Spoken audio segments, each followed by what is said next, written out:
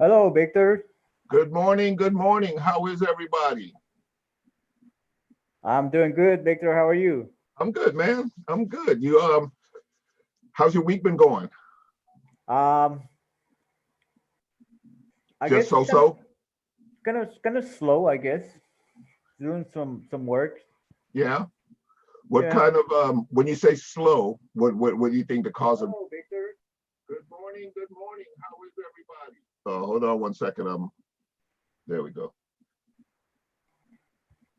So when you say slow, what do you think is the cause of that? Do you have leads? Uh, well, it's lower than the previous week Oh, of got it. getting answers.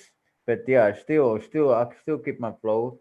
Okay. Right now we are mostly concentrated into doing for rent by owners. Right. And we are also me as a team we are doing what is called to I make the calls, get the leads, gather as much information. Someone So you're else doing the prequal? yeah, exactly, and someone else, my team member, Mr. Bread, he will do the presentations. So with for today we want to practice into how to present offers just to Okay. get a little refreshment. It always helps. Okay. Um, so you want to do some role playing today? Yeah, me, Mr. Bread, you, I guess. Okay. All right. Yeah, that sounds good. That sounds good. Let's see, 27. I want to give people a little bit of time to get in, and then I'll kind of, do the little intro, and then we can start doing some real role playing. I appreciate you guys coming in with that attitude too, because that's a lot of times, like last week, we had a really good call, but it wasn't as much role playing as this is actually designed to be, right? This is supposed to be a role play session where we can actually work on some of the feedback we get, some of the objections that we get, and stuff like that. So, speaking of objections, I'm gonna share my screen real quick and give some people some time to get in. Okay. Um, Share my screen. The And so we're gonna talk about the most common objections. Let me know when you can see my screen. There we go. Yeah. Okay. So what we found over time is that there are basically just the same objections will come up over and over and over again, right? So what we can do is we'll go through some of these objections that people have, and we'll just read them. And when we do the role play, you'll probably find that you're going to run across pretty much the same objections with whoever you've been talking to on the phone. That's probably some of the stuff that you've heard. And if you don't have a response to it, or if you see it sometimes as a real objection, because a lot of times it shows up like an objection, but it's not really an objection. Yeah, it's a ghost. It's a ghost, right? It's just to deflect, and it's just a lot of times they're already always way of being. In other words, that's just how they respond to questions. That's just how they are when they get phone calls from salespeople. That's just their reaction to things whenever they're in a certain environment, like it's autopilot, right? So you have to get past some of that stuff and really kind of get to the core of it. So a lot of what we do is we try to put them off. We use pattern interrupts that take them away from just, oh, I just received another phone call from a salesperson who's going to try to lowball me on my property, because they get a lot of those calls. As soon as it goes up and becomes any kind of public, well, we pounce, we being real estate investors all over the country, right? So they're going to get some calls. As soon as they put it out there, they're going to get some calls. And some of them are pissed because they have a certain expectation of what the call should be like. And they're almost never like that, right? Like they want somebody to call and say, yeah, I want your house and I'll pay you full price and I'll give you all, a matter of fact, I'll pay all the closing costs for you. Can I buy it today? Right? It's like, yeah, well, not really. So, Moises, why don't we do a few of these questions and answers together. And all you're going to do is just read the response. So I'm going to Sure. read the question and then you're going to just read the answer. Okay. Okay. All right. So, how did you get my information? Great question. We actually receive your information through the public records. When you own a property, your information is public. Okay. Okay. Now, shouldn't you know my property address already then? Uh, I'm sure you understand that we send thousands of postcards and messages each month. So without you providing the property address so that we can search it in our database, it would be impossible for us to know the property address right away. So what was the property address again? Okay. So I'm going to ask you to do it again and pretend like you're actually on the phone with somebody, and sort of make it a little conversational for yourself. Because I know the first time you're just kind of reading it, but imagine that you were actually, on the phone with somebody and you were reading it. Okay, using the same words. Yes, yes, use it, or if you want, use the same words as close as you possibly can, but make it your own. Victor, Okay. sorry, my voice. Real quick, with this kind of information, is there a way to get a copy I can print?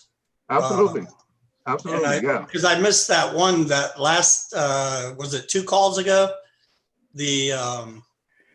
I was writing it all down and I don't have a pen that works right now. So I want to focus on the actual call Okay, okay. without writing. If I can get a copy, that'd be great. Okay, Sorry. so what I can do is I'll start putting all of these in a shared folder, Awesome. Awesome. and then I'll just give you the link to the shared folder, and you can go in and you can download everything. Okay. That works. All right. So, shouldn't you know my property address already, Moises? I'm sure you understand that we send thousands of postcards each month. So without you providing the address so that we can search it in our database, it just it would be impossible for us to know the property address right away. What was the property address again? Okay. Um, I don't want to sell, or you know what? No, I'm not ready to sell. Okay. Well, I do thank you for letting me know, letting us know. I'm sure you may be ready to sell maybe later in the future. Would you mind if we can stay in touch and send you some postcards? See how we doing? You definitely want to request that get their permission for the call.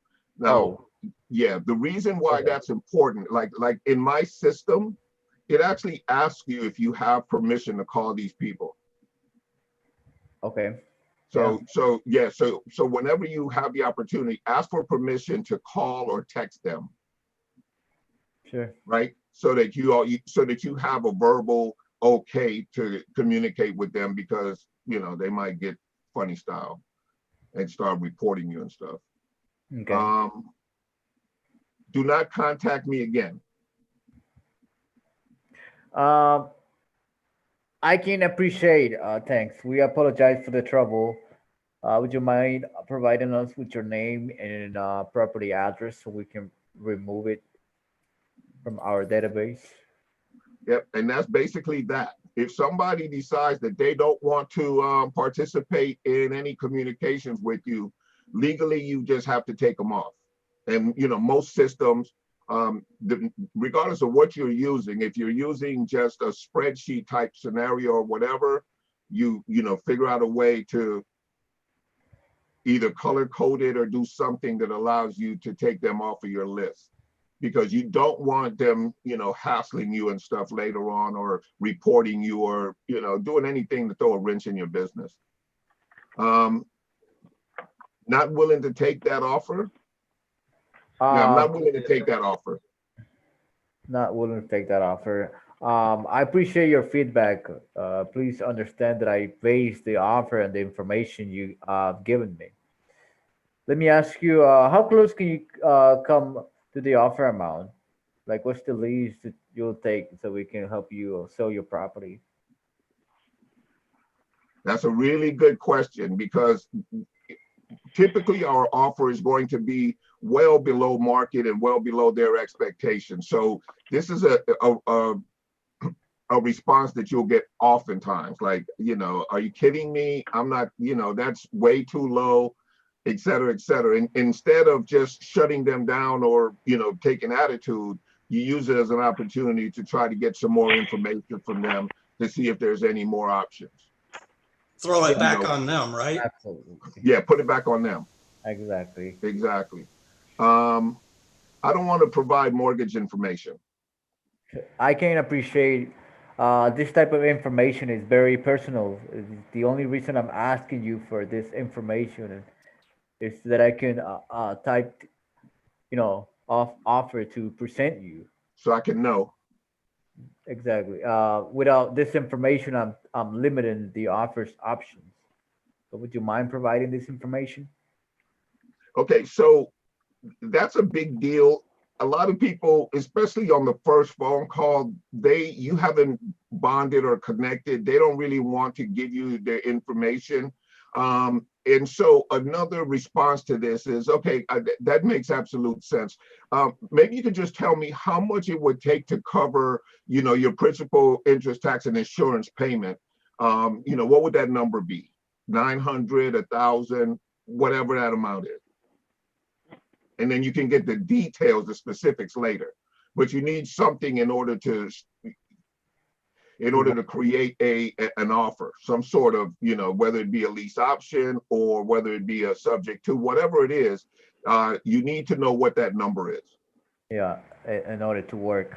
Yeah, because without it, it's difficult to put together a deal. Or sometimes what will happen is you'll have a conversation with them, you'll make an offer, and then just wait for them to say that doesn't cover my expenses. Because they'll say that. Like, I'll often say something like, well, if I could give you $600 a month, $600 a month, are you kidding? That doesn't even cover my expenses. Oh, okay, I'm sorry. What would that number be? Same response, right? Exactly. Yeah, so now you know. I'm not interested in creative options, Moises.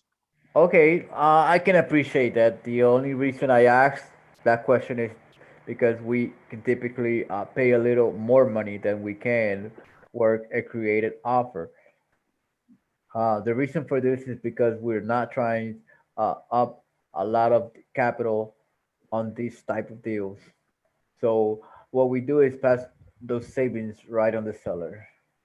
Are you sure you're not interested in creative option?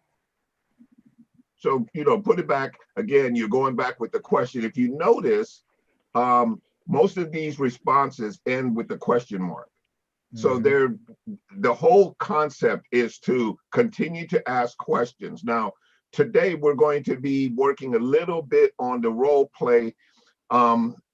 We teach what is called the guts method, and the guts method has a lot of nuance to it. One of the nuance to it is being the reluctant buyer.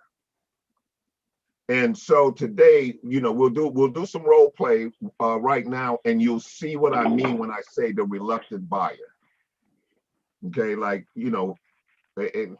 matter of fact, if you want, let's go ahead and before we go there, I'm gonna share my screen again, and I think this is the slide that Brett was talking about. Let me change what I'm showing you. Wow, you got 18 people here. Very good. Awesome. I love it, man. Good stuff. We're going to learn something today, right? Yeah, last week we ended up something like 26. Yeah, it's getting better. People are participating. Looks like the Brady Bunch. It does, right? That's a great call. That's exactly what it looks like. Victor, you're giving Claude some competition. Not even. Yeah. Like hundreds. Yeah, I'm in another group, and they're regularly like at 150 or something like that. It's like ridiculous. Can you guys see the mastering the phone?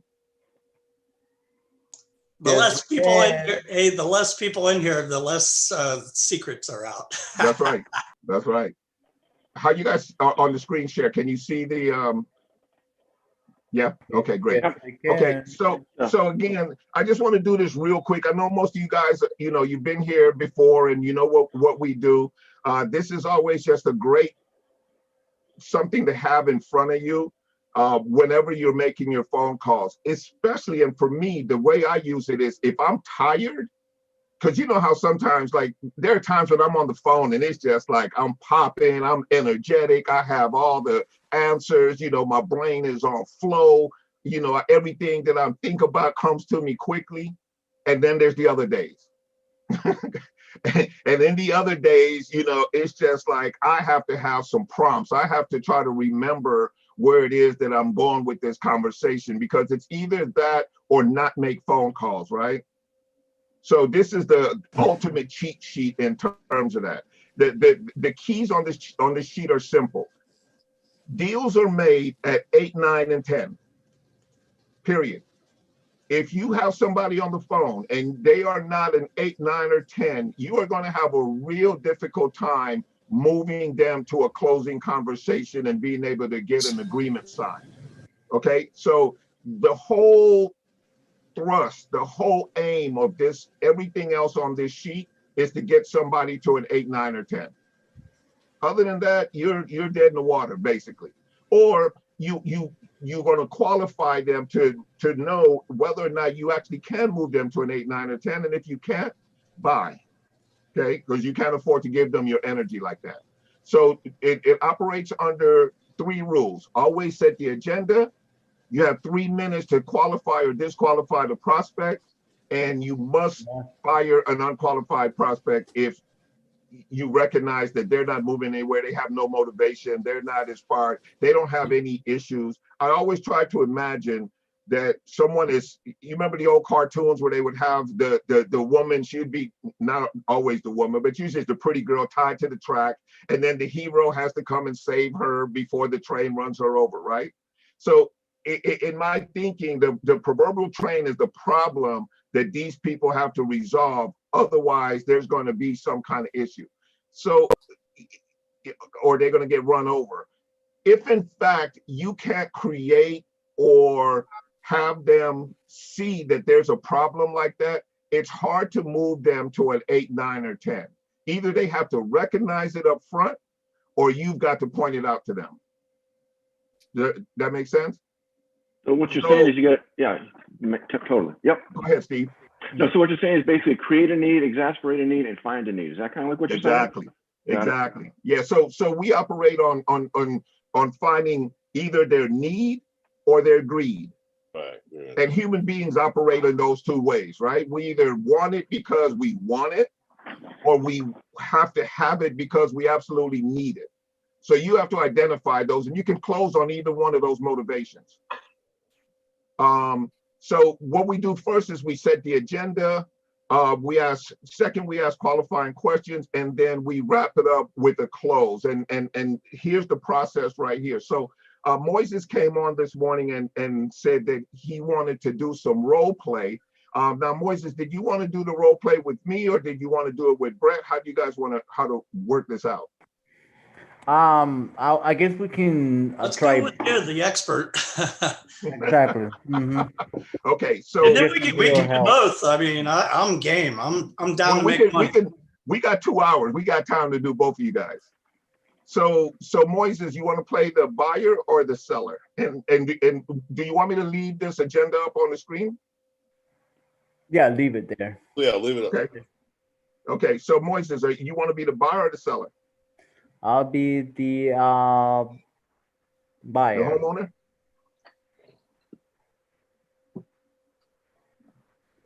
I couldn't hear you. Buyer. All right, she's be buyer. Oh, you're going to be the buyer? Okay, so I'll be the homeowner? Yeah. Okay. All right. So tell me when you're ready. I'm ready. All right, ring, ring. You're Hello. calling me. I'm looking for Victor. This is Victor. Mr. Victor, how are you, sir? This is Moises calling you about the house on 123 Main Street. Okay. Just wanted to, I was looking at it online and, I can, wanted to ask you some questions about the house. You can ask me some questions if we're in the same page, or you can always tell me no. Okay.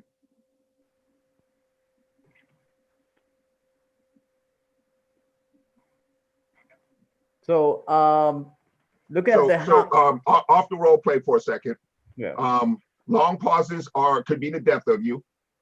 So you want to keep the conversation going. If long pauses in a conversation, a sales conversation, imply that you don't know what the hell you're doing. So Yeah. we always got to remember, we're talking about somebody's house here. So they have an attachment to it that's over and above what they have to anything else. Their car, second to their kids, probably they don't have an attachment greater than that. So you always want to make sure that you're confident in your delivery, and try to avoid pauses as much as you can. I wasn't prepared to see what kind of lead I wanted to use it as pretend it's for rent by owners. Well, you don't have to make that, and that's a great point. I'm glad you really brought that up, because you don't have to make that decision up front. The decision is going to be made out of your questions. Okay. Right? Because when you first call, even though you might have called a for sale by owner, right? Mm-hmm. You don't really know their situation. They might have just put an ad up to see what they can get and how quickly they can get it. But you don't have enough information at this point now to really design anything. And that's why you're going to ask the questions. That makes sense? Yeah. Yeah. So you don't need to predetermine what your setup is going to be. And if at any point you say, I'm stuck here, just let me know and we'll walk you through it. Okay. Hey Victor, can I just ask you, can I just kind of I want Mose to keep doing, can I just kind of interject a little bit as far as, can you and I just do a quick little role play? Because I think that when we actually, that first 10 seconds, 5 seconds is huge. Do you mind if we just do a quick little role play? And then I'll let that go to what I think Claude's been teaching us. Are you okay with that? I'm okay with it, but I know exactly where you're going with that, because I was gonna break that down too. So you do that then. Okay. Yeah. Because I know exactly where you're going with that thought process and where so I kind of want to let him finish this, and then we can dissect it, and if you and I can come in at that point. Is that cool for you? Yeah, cool, man. Yeah. Awesome. So I know where you're going with that. Good. Yeah. I'm glad you do. Okay, Moises. Okay, so let's go back and Moises, don't feel any pressure or anything like that, man. You're doing fantastic, and trust me, everybody appreciates the fact that you're willing to step out on the thin branches and do this with and for us. Okay, so don't feel apprehensive or self-conscious about anything. Okay, that's fine. All right. Okay. So let's go back to I'll ask you some questions. You can ask me some questions, and if it's a match, we can move forward. If not, let's go back to that. Okay. Let's go back to the beginning. Yeah, or at least where you start asking me some questions, where you start to set the agenda. So right now, as part of this call, you're at the agenda. Yeah, I lit the agenda already. Okay, so if you want, just look at this and follow this process. Create a roadmap. This is what's going to happen on this call. Get permission to ask the questions, and then give them permission to fire you if it doesn't work out that. If you don't come to a meeting of the minds. Okay. Yeah. How long have you had this property for? I've owned it for 12 years now. 12 years. That's a while. Yeah, it's home. That's home. How come you want to move now? Why after I want to be closer to my kids. To your kids? Where your kids at? They're down in they're over in Phoenix. Phoenix? You say Phoenix? Phoenix. Okay, that's a nice place. Um, so in those 12 years, have you done any kind of remodels or updates Um, to the house? I mean, I've kept it nice and clean, but I can't really say that we've done a whole lot of remodeling and stuff. I did change the carpets a couple of years ago, but we just make sure that it's in good condition, if that's your question. Okay. So I was looking to offer you a cash offer for Okay, how so much so you let's stay on the agenda stay and on the. and give them permission, because this is a real key right here, number 3. That's a real key, because it gives them a certain space that allows them to feel like, okay, I'm still in control of this conversation. It has a real impact on moving forward, the way that they relate to you. Okay. So someone else wanna help me? Hey, Victor, why don't I just step in a little bit? Do you mind if let's just do the agenda Yeah. quickly, then I'll take You your phone. because you step in here because you itching. I'm learning this stuff, man. I got Okay. Yeah, I Okay. see All right. that. Oh, good, Okay. man. So okay. I'm gonna be the buyer. I'll be the buyer. You be the seller. Okay. So you're going to be the buyer. Yeah. Oh, okay. You just want to. I'm Okay. gonna buy it. Yeah. I want Okay. you to sell it. Yeah. Okay. You're gonna Okay. sell your house to me. Okay. All right. Ring ring. Ring, ring. Hello. Hi. Yeah. Hi. My name's Steve. You still don't have that house for sale, do you? I do. Okay. How can I help you? Well, I mean, you called me. You can buy my house. Oh, okay. So it is still for sale. It's probably about real estate. You are trying to sell that, correct? Yes. Okay. Awesome. Do you mind? My name's Steve. What's your name? Victor. Victor. Hey, do you mind if I just ask you a couple quick questions? You can ask me some questions, and if you don't like my questions, go ahead and fire me. How's that sound? That sounds perfect. Awesome. So on a scale of 1 to 10, with 10 being urgent, your motivational level isn't about a 2 or 3, is it? No, it's definitely a little bit higher than that. I mean, I want to sell my house. I want to sell it right now. What do I need to do to get you to a 10? You can give me my asking price. Okay. Which is? 320. Okay. So how did you come up with that number? This is what other properties like mine are selling for in the neighborhood. Okay. And so you basically got some comps, you went through a realtor, you found it, somehow you got 320, right? Yeah. I looked on the real estate websites and stuff, the Zillow and realtor.com and stuff. And so that's what it looked like. I asked a realtor friend and they said I was on track. Do you got to move? Are you going out of state? I mean, why do you have to sell your house? I want to move closer to my kids. They're in Phoenix. In Phoenix. Okay. And you're living in where? I'm living in California. California. Okay. So you said 320. Do you need all cash, or would you be open to any type of financing? What do you need? You need all cash? You know what? I do need all cash because I want to take this money and buy a place over there and put some money away. Okay. So let's just suppose you want 320. I don't know, 320. That's gonna be tough. I think we still have a problem at 320. I don't have a problem at 320. I know, but I might have a problem at 320. Mine at 320. Okay. Well, let me. Before, you know what? I might have to go. So before I go, do you want me to tell you the truth about your property, or do you want me to make you feel good about it? I don't even know if I like where this is going, but tell me what's on your mind. Okay, well, because we're looking at comps for right around 280, 290, so I'm just having a hard time at that 320. Do you have any room at all to negotiate? Or are you pretty well firm on that 320?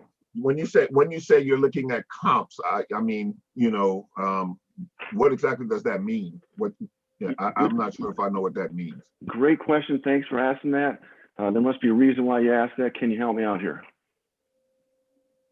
Well, I mean, what I saw, 320 was a good price. So I don't know what you're looking at. Okay. Hey, are you familiar with the MLS? It's a multiple listing service in California. Yeah, yeah, that's what the realtors use, right? Right, yeah. So I picked up some comps. I saw what's selling in the area within about a mile of your home right there. So I'm looking between, 280, 290, 320 is going to be out of the ballpark. Now I could suppose I was able to do seller finance for the 320 or something. Would you be open to something like that? You wouldn't be open to something like that, would you? Yeah, no, like I said, I need the money to buy my property in Phoenix. Gotcha. So you need the whole 320. Yeah, I'd like to get the whole 320. Okay. I don't think it's going to work out. I'm going to have to probably go. Do you have any more questions before I leave? How close to 320 can you get? Great tactic, by the way. Takeaway. Like I said, it's between 280, 290 is what I'm looking at right now. I might be able to bump it up. Suppose I was to go at 290. That's not something you'd be interested in, would it be? When you say 290, I mean, that's a cash offer? That's something we can close on and be quick about it. Imagine for a moment that we were able to wire $290,000 into your bank account, and as we wire that money in there, you look in there 30 days down the road, honey, we got 290 into our account, and from that you're going to leave your home in California, come to Arizona, close to your family. Imagine yourself actually having your own home in Arizona, in the backyard, cooking a nice little barbecue. What do you like? Do you like barbecue? Do you like steaks or hamburgers? What do you like? That's funny you say that. Barbecue is my absolute favorite food.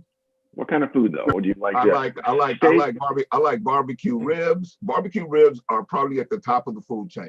Imagine just some good barbecue ribs. Imagine putting that sauce on there. Imagine the way it's just going to go into your mouth as you're eating that. How would that make you feel knowing that you bought a house there in Phoenix, close to your family? You can be in your backyard having those barbecue ribs. How would that make you feel? I would be cool with that. Okay. So are you okay with so let's go back to it's okay to talk about the money again. Is it okay to go in with are you okay with the 290? You still got to have the 320.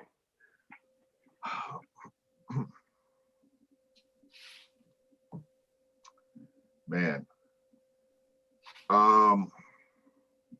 Look, can you get any closer to that 320? How about we do 310?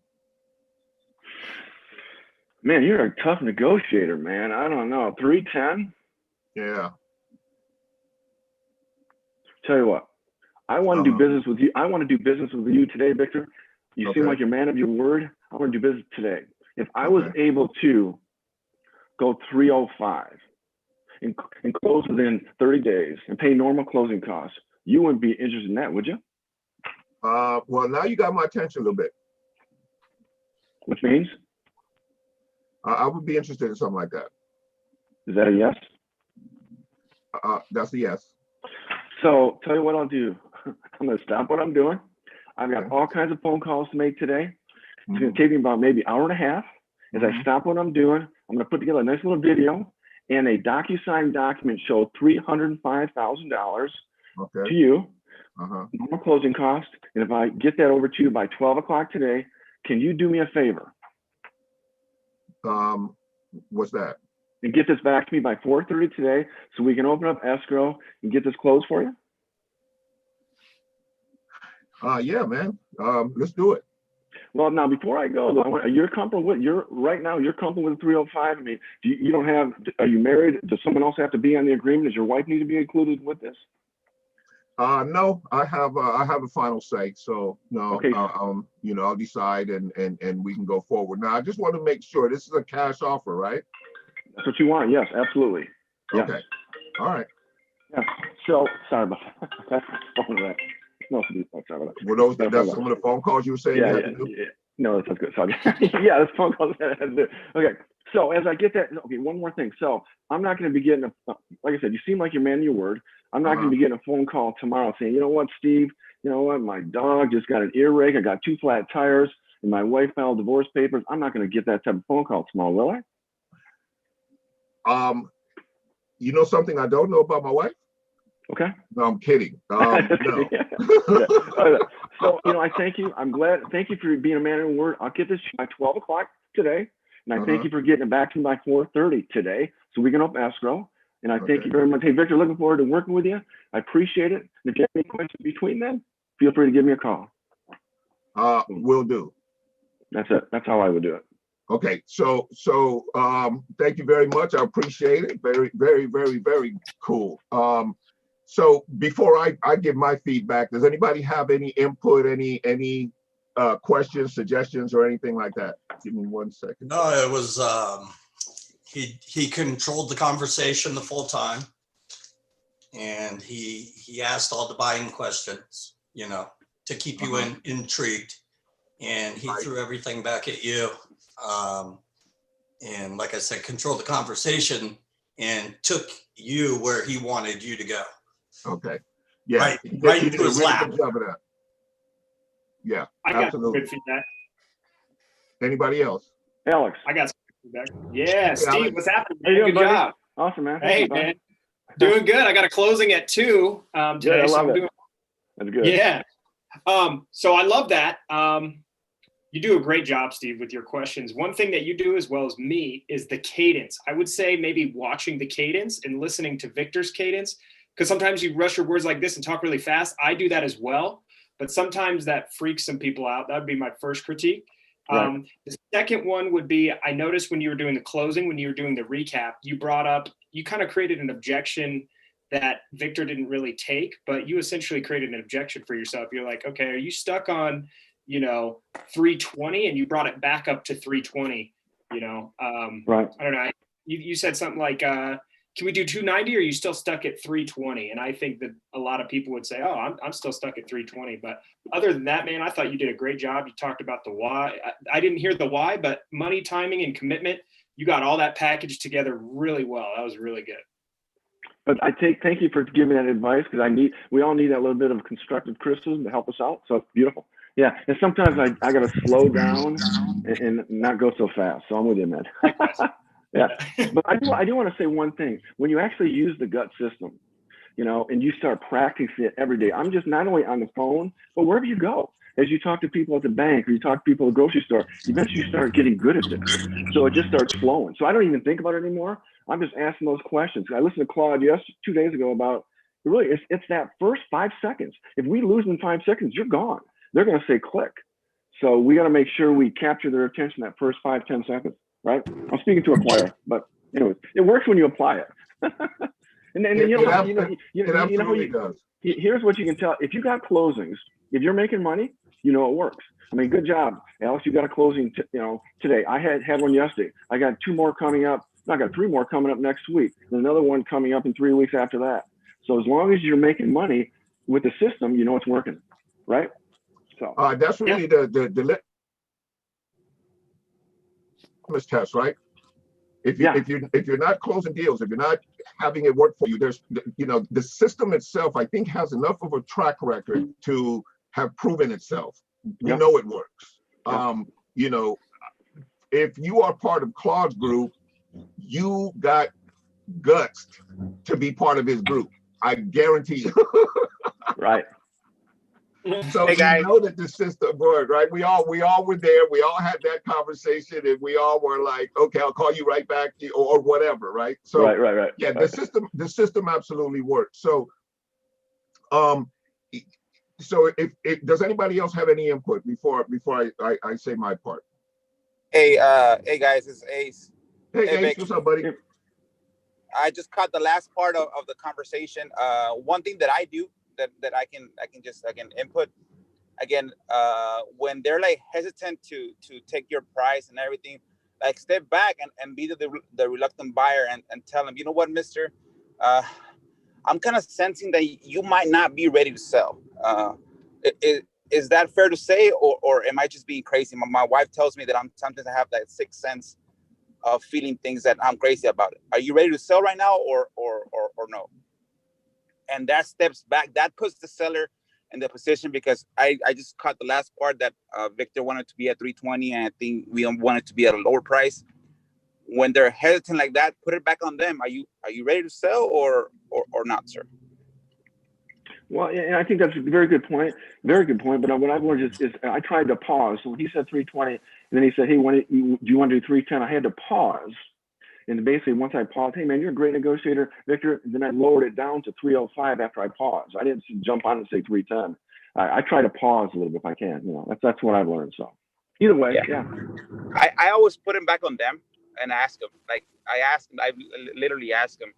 I'm sorry, you know what? I know we're going back and forth on numbers, but I'm kind of sensing that you might not be ready to sell. And you can even throw that scale from a number of 1 to 10. How confident are you to get this thing done today? And if they give you a number, like let's say, because remember they're not at your number as far as your price number. Let's say they give you a 5. Oh, why so high? I thought you were literally ready to kick me out of the house or hang up on me.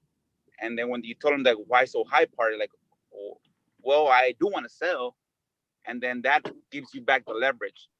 Okay, well, let's make something work right now. Now, 320 might not work for me, sir, but if you're ready to sell, I'm ready to buy. But it has to be a number that you negotiate coming down and I negotiate going up a little bit. Yeah, so, yeah, Right. that's exactly right. Like you never accept the first number, and if they accept your first number, you know immediately that your number was wrong because there was a better number that you could have gotten if in fact they respond positively to your first number. So let me ask you real quick, Steve, what was the deal now that you were going to put together for me now that I've agreed on the 305? Because it's not a huge discount for a wholesale deal. Mm-hmm. You know, you only brought me down 15,000, so you don't have any room basically to do a wholesale deal or, you know, make some money on this. So what are you looking at as your exit strategy? Because Well, I need my money. So if you come back to me with a lease option contract, I'm gonna just be pissed. I don't know. I was just playing the game. I don't know. I just threw the number, just as a role player. I mean, you know, I hear what you're saying. I mean, that's all I was doing. You know? I just wanted to practice. That's all. You know? Oh my God. I wasn't really thinking of buying. I was just trying it sounded nice. Practicing my phone skill. Yeah, it sounded nice. That's all. You know. Hey, I got a question for you guys. You guys are actually in the guts. What do you think about Claude, and what about David? Who do you think Claude and David remind you of when those two go at it? David Squanick, who do you think he reminds you of between Claude when they go back and forth? Anybody have any idea who they remind you of when they work together? When David will say something, Claude will say something, they start laughing. Who do you think that is? Who do you guys think that is? Give me an idea. Okay. Does it seem like Johnny Carson, Ed McMahon? Johnny Carson, Ed McMahon. That's what it reminds me of when those two are going back and forth. It's like I think those guys plan for some of those questions. David, here's Claude. Here, David, ask these questions, man. And then Claude kind of like goes into it. I don't know. That's just my pick. Maybe I'm wrong. So Johnny Carson, Ed McMahon. Yeah, I'm not even going to touch that one. I know. It's all good. It's all good. Okay, so to kind of wrap that up, you guys, and I didn't mean to put you on the spot right there, Steve, but obviously, you guys, when you're looking at a deal, you got to look at a deal. Like we're in here to achieve something. So he gathered a bunch of numbers from me, but at the end, a discount like that, you really have no place to go because you're either going to buy it yourself and do something with it. Either you're going to keep it as a cash flowing property, you're going to sandwich lease option it and stay in the middle because you have such an attractive discount. Now, you know what he negotiated, you know, what I would have done with that is the only way that works with only a $15,000 discount is to do a lease option.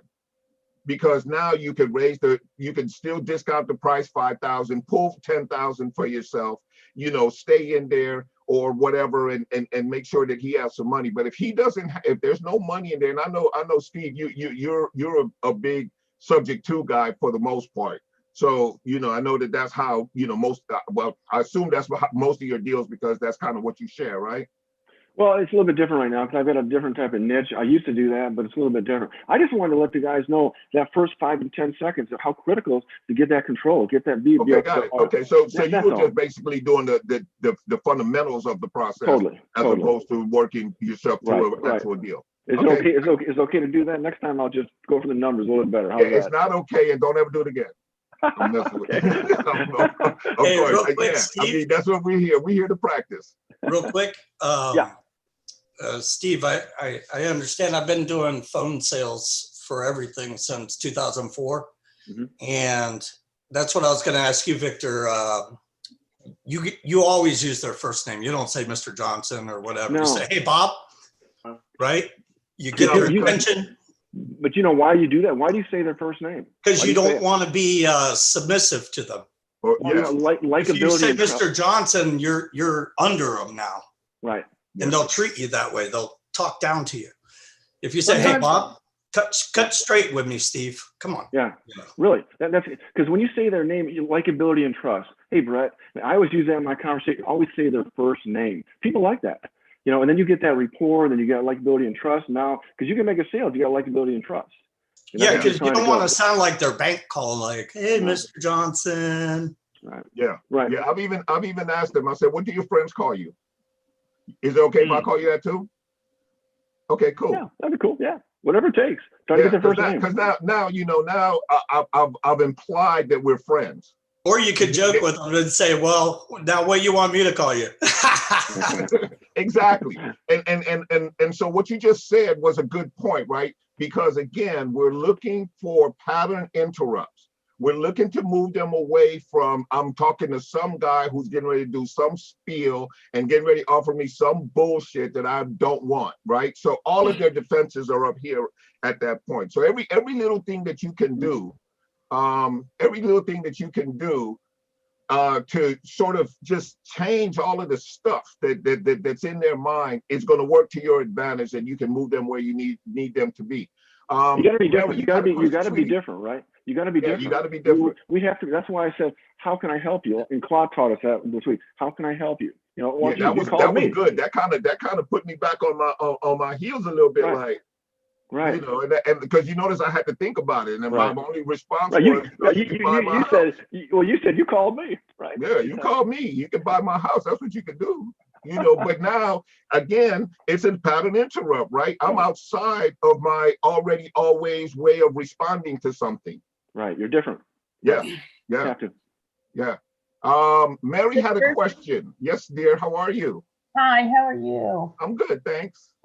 One thing I want to add too, when you're talking with someone, like from a woman's perspective, if they're selling their house, is that you care, you know, so, and that you're not going to give that offer right away, because when somebody comes at me with they're trying to sell something and they, you know, give me an offer right away, it's like, whoa, you know, why are they doing that? But, you know, I'm like leery as to their motive. And if I have someone who's going to buy my house who's really not going to care about me or the house, you know, they just want to get a sale. And if they say they're an investor, they just want to, you know, get me down to see how much money they can make. You know, I'm not apt to work with them a whole lot.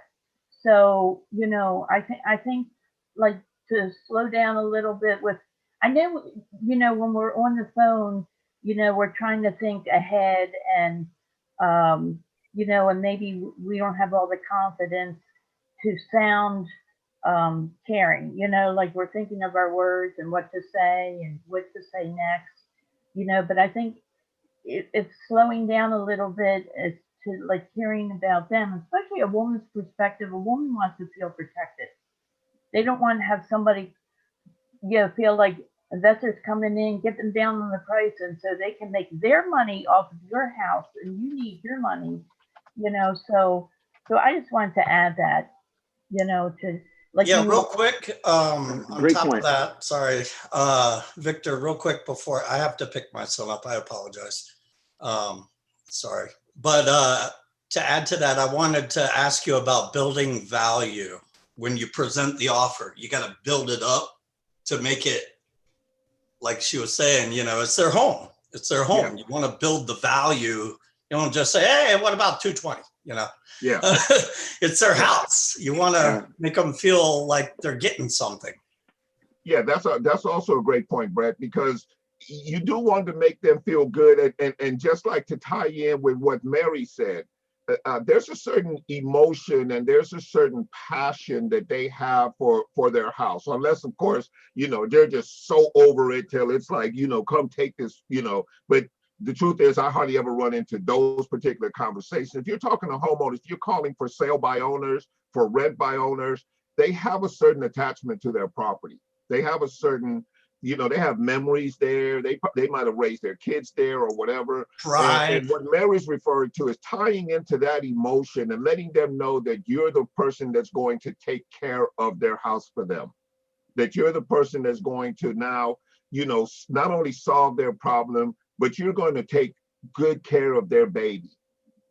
You know, and I find that she's right. Once you get to that point with people, it changes their level of commitment to you. You become, quote unquote, their guy or their girl.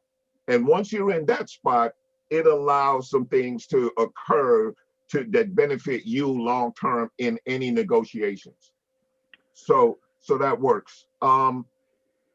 I think that's pretty much it. Thank you so much, Steve. I appreciate you always jumping in, man, and you know, doing the role play and working on your game. That's what we're here for, you guys. I have my man Alex wants to jump on board with the role Alex, play. go for it.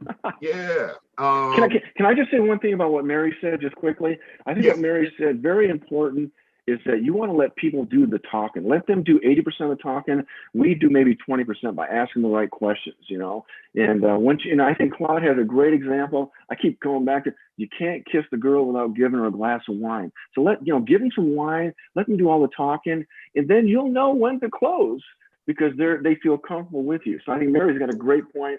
Let them just talk, you know, let them talk, and then you'll know, build a rapport, but always asking the right questions. Under the gut system, you know, you guys are in the gut system. So anyways, I'll shut up. Go ahead. Yeah, well, Alex, you're on. If they're not, you know, that's still, everybody knows that that's what we're promoting here. That's what we're teaching. That's part of this process. And you know, you'll see in the role play with Alex. Now, Alex, did you want to be the buyer or the seller? So I want to try and be the buyer, and I want to talk to somebody who is in pre-foreclosure. Oh, and yeah, someone who's been waiting with the moratorium, which got extended to January 31st as of this present time. So I want to lace them up and have a conversation with somebody and try to figure it out. Oh, okay. That's his niche. That's Alex's niche.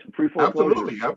That's kind of cool, becoming mine as well. So I'm with you, Alex. I have a campaign going right now, and the conversations are so uniquely different than what I was doing with the lease option conversation and that particular avatar. It's a complete different thing. So yeah, this is going to be good. Now I could obviously do it, but is there anybody else that wants to participate that hasn't already participated in the conversation? Anybody, you know, you can raise your hand. Let me stop sharing my screen because I know he doesn't need this.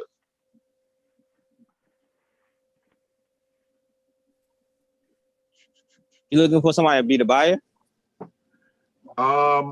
Yeah, I want to try to see if I can get some new people up in here that haven't participated before. Let me I'm gonna start calling out some names here. Let's see. I could be the seller. Because you always are there. I don't mean mind your business. Look, mind your business. Look, mind your business, Victor. I'm gonna try to get somebody who hasn't done it yet. Go ahead, man. Go ahead, Victor. I'll do it. Who's that, George? Yeah, you meant to be the seller. My man, George. Perfect. All right. So George and Alex, you guys are up. You're going to be the seller, and you know he's kind of painted a scenario for you where you know you're in pre-foreclosure. You're the proverbial you know guy tied to the tracks with this train on its way. And you have to do something, and Alex is going to be attempting to purchase your home and solve your problem for you. It's just like Mario saving peaches.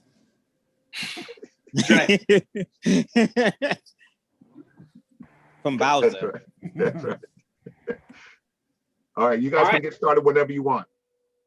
All right, and this is George, right? Yeah, Yeah. George. Mm-hmm. All right, cool. Let's make it happen. Ring, ring. Hello? Hi, is this the owner of Banana Street? Yes, it is. Who's Hey, this? man. This is Alex. Man, you got a problem. Okay, what kind of problem are you talking about? Well, I know you've had dozens of people reach out to you, but you got this foreclosure matter hanging over your head. You probably already have that all figured out, don't you? Yeah, I mean, how do you know that? Man, it's public information. You're a neighbor of mine, and I just wanted to reach out to you and ask you a couple of questions and see if I might be able to help you keep your home. And if that's not, an option, I can help you with some fallback plans. Is that okay? We can talk about it. Okay. And at any point, if you just decide, you don't want to conversate with me and you just want to walk away and you got other options, man, just throw up your hands and just tell me and just fire me. Is that okay? Can we just be honest with each other? Yeah, I don't mind doing that. Okay. Good deal. So where are you at with this process? Are you working with the bank or are you looking to sell at this time?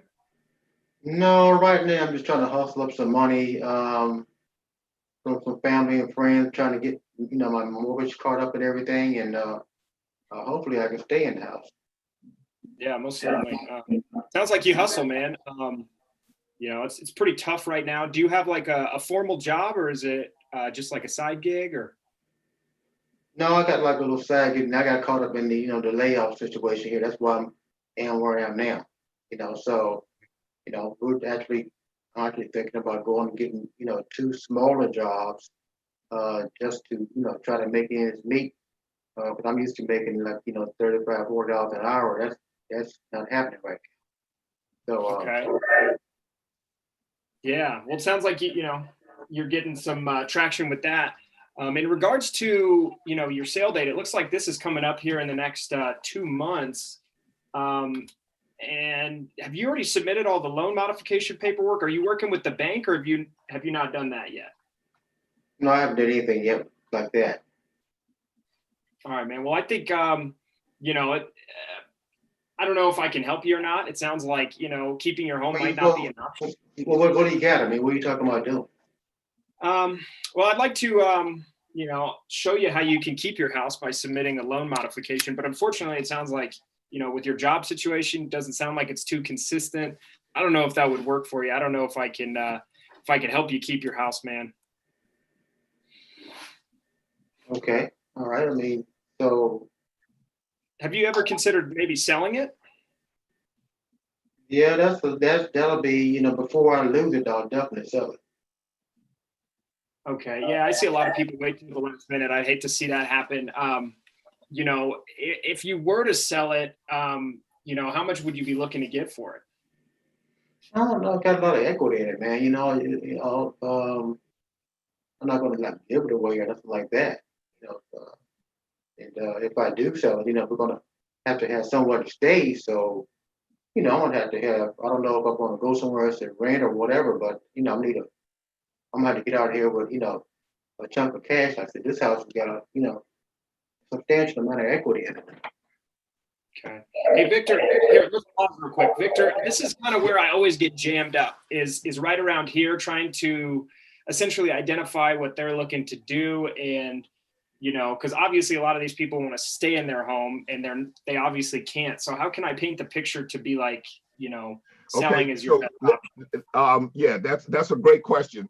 So right now, what I would do in my thinking is I would switch over to what exactly are you trying to create here? The easiest thing that you want to create here is a sellable contract. Does that make sense? So right now you want to put something together that you can turn around then and sell on, in the marketplace. So you want to try to do something. Now, to solve his problem, there's some questions that you need to answer. One of which is, how much money does it take to solve your problem? Can I add something? Yeah, definitely. Hey, what's up, Chris? How you doing, buddy? What's up, everybody? Okay, thanks for joining us. Cash offer. How y'all doing? How y'all doing? Doing good. Alex, ask them about the money. Go right into Totally. it. Don't wait. Just Right. what Right. you should do is tell them, can you afford it? All right. I understand you got a foreclosure about to happen. Can you afford this property? Okay. If you can't afford it, do you have any family or anybody who could loan you the money? Right. And then you just start narrowing down his options because he's gonna probably say no to majority of those. And then you got to get them emotional. Ask them, well, damn, that's really tough. We've all been in that situation before. I mean, what are you hoping to see happen, sir? I mean, if you can't get the money, you're going to lose this house. Yeah, maybe throw in a guts move. You want me to tell you the truth, or you want me to lie to you? You're going to lose this house, sir. You need to make a decision, and that's how I would do it. I would go straight to the money. I would stop. I wouldn't go around that because that's his pain point. He's about to be foreclosed on. And I think also a very good point, Mr. Cashoff or Chris. What I would do is he said equity 2 or 3 times. I found, okay, what do you think your equity is? Try to pinpoint what that number is. Get an idea of what he thinks his equity is, and then basically go from there and figure out, okay, this is what he wants. This is what he would like to receive. So if I can provide this for you, whatever it is, 60, 70,000, whatever. And maybe he wants 70, maybe you'll give him obviously less a little bit, but I would go for the equity part. George said that 2 or 3 times. Okay. Yeah, and that's a good point. But so the point that I was making, and Chris is on track in terms also of going straight to the money, because remember I painted the picture of this guy is tied to the track with a train coming. Okay, all of this other nonsense that he's describing, like he has all of these options, is nonsense. So you have to cut through that. And what Chris was describing was taking away all of it, killing all the sacred cows that he has access to, right? Also, if you think about it, when you're having this conversation with him and he's talking about going to family and friends or whatever, I could ask all you guys this question. Would you rather owe money to all your family and friends and have that get awkward and screwed up, or would you rather owe money to a bank? Yeah. Neither. Bank.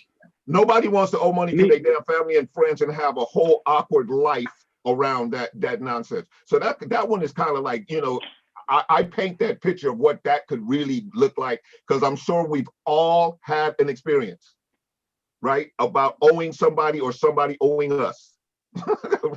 Right. So just like Chris was mentioning, also eliminate all of the sacred cows, that you go and paint the picture of what this is going to look like if he doesn't handle this situation, and you can handle it. Now, along with that, you're in your mind thinking, okay, what am I going to create that I can sell? Okay, because you have an exit strategy in your mind, right? So in this case, are you either going to hold on to this property, or are you looking to create a sellable asset? Again, we're investors. Yeah. Right? We're investors. So, and it's probably a little bit of both, right? Because if you create something attractive for yourself, it's probably sellable. Does that make sense? Yeah. Yeah. Yeah, so you want what am I trying to create? What am I trying to put together here that I could put on paper, and I could go to, Horace and say, Horace, look, I got a deal for you, buddy. And all it's going to take, you put down 70,000, and you got a house that's worth 320. You got you got the potential cash flow of $1,600 a month. You can sell that to anybody, right? So, think in those terms. So if you guys ready? You want to go back into it and see what you can do with it? Yeah, let's do it. All right, cool. All right, so George, I appreciate you sharing all that with me, man. So how behind are you? Do you know roughly how many months you've missed and how much you owe, like in back payments? I just hit, I'm 2 months behind, coming up on 3 months behind. Time out real quick, please. Let me just share this. It's another nugget for you, Alex. Never ask them how much behind they are, you personally, because it's an ego thing. Say how far is the house behind? Well, okay. Oh, okay. Yeah, that's a really good language description. Okay. Okay. So George, how far behind is the mortgage? About 2 months. Okay, 2 months. All right. Okay, and man, I'm just trying to think of how to piece this together. This is really where I struggle, guys. Honestly. So Trying right to now you figure need out- to gather some ammo, right? So gather some Yep. ammo. Find out as much information as you can about this situation. Now, if I can't help you today, George, what are your options? Mm, What are your options? And he'll tell you. And you're like, okay, I see that. But George, wouldn't it be? Can I I've owed finish my it? family before. Yeah. Owed my family money. Cash offer, go for it. Go for it, man. Victor, is it okay? I'm gonna jump in. Yeah, and jump I'm in here, Chris. Go ahead. Yeah, let's Hey, do it. Now, George, hold on a second. Hold on 1 second, Chris. Just so you guys know, this is Chris's specialty. He's a subject to guy. So he really knows what he's talking about. So we appreciate you sharing, Chris. Sweet. Absolutely. George, so you're behind 2 months on that property. So it's probably not that bad, maybe $1,000 or 1,500, something like that. Yeah, probably not that bad, right? Not that bad. It's about 3,500. 30. Oh yeah, so you can probably go to your family or something and borrow that type of money, right?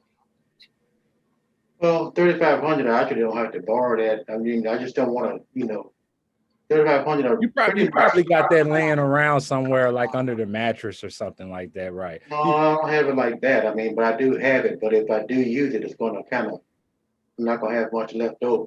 Okay. Well, I mean, this is a very important. I mean, I'm pretty sure you'd like to keep your house over your head. I mean, why not just go ahead and spend that 3,500 and take care of that mortgage, and this will all be behind you. Well, and that's a possibility. Like I said, I like to try to hold on to my cash as long as I can. I'm only 2 months behind, so I'm just kind of, making sure that I don't get so far behind that I can't catch it up if I need to. Absolutely.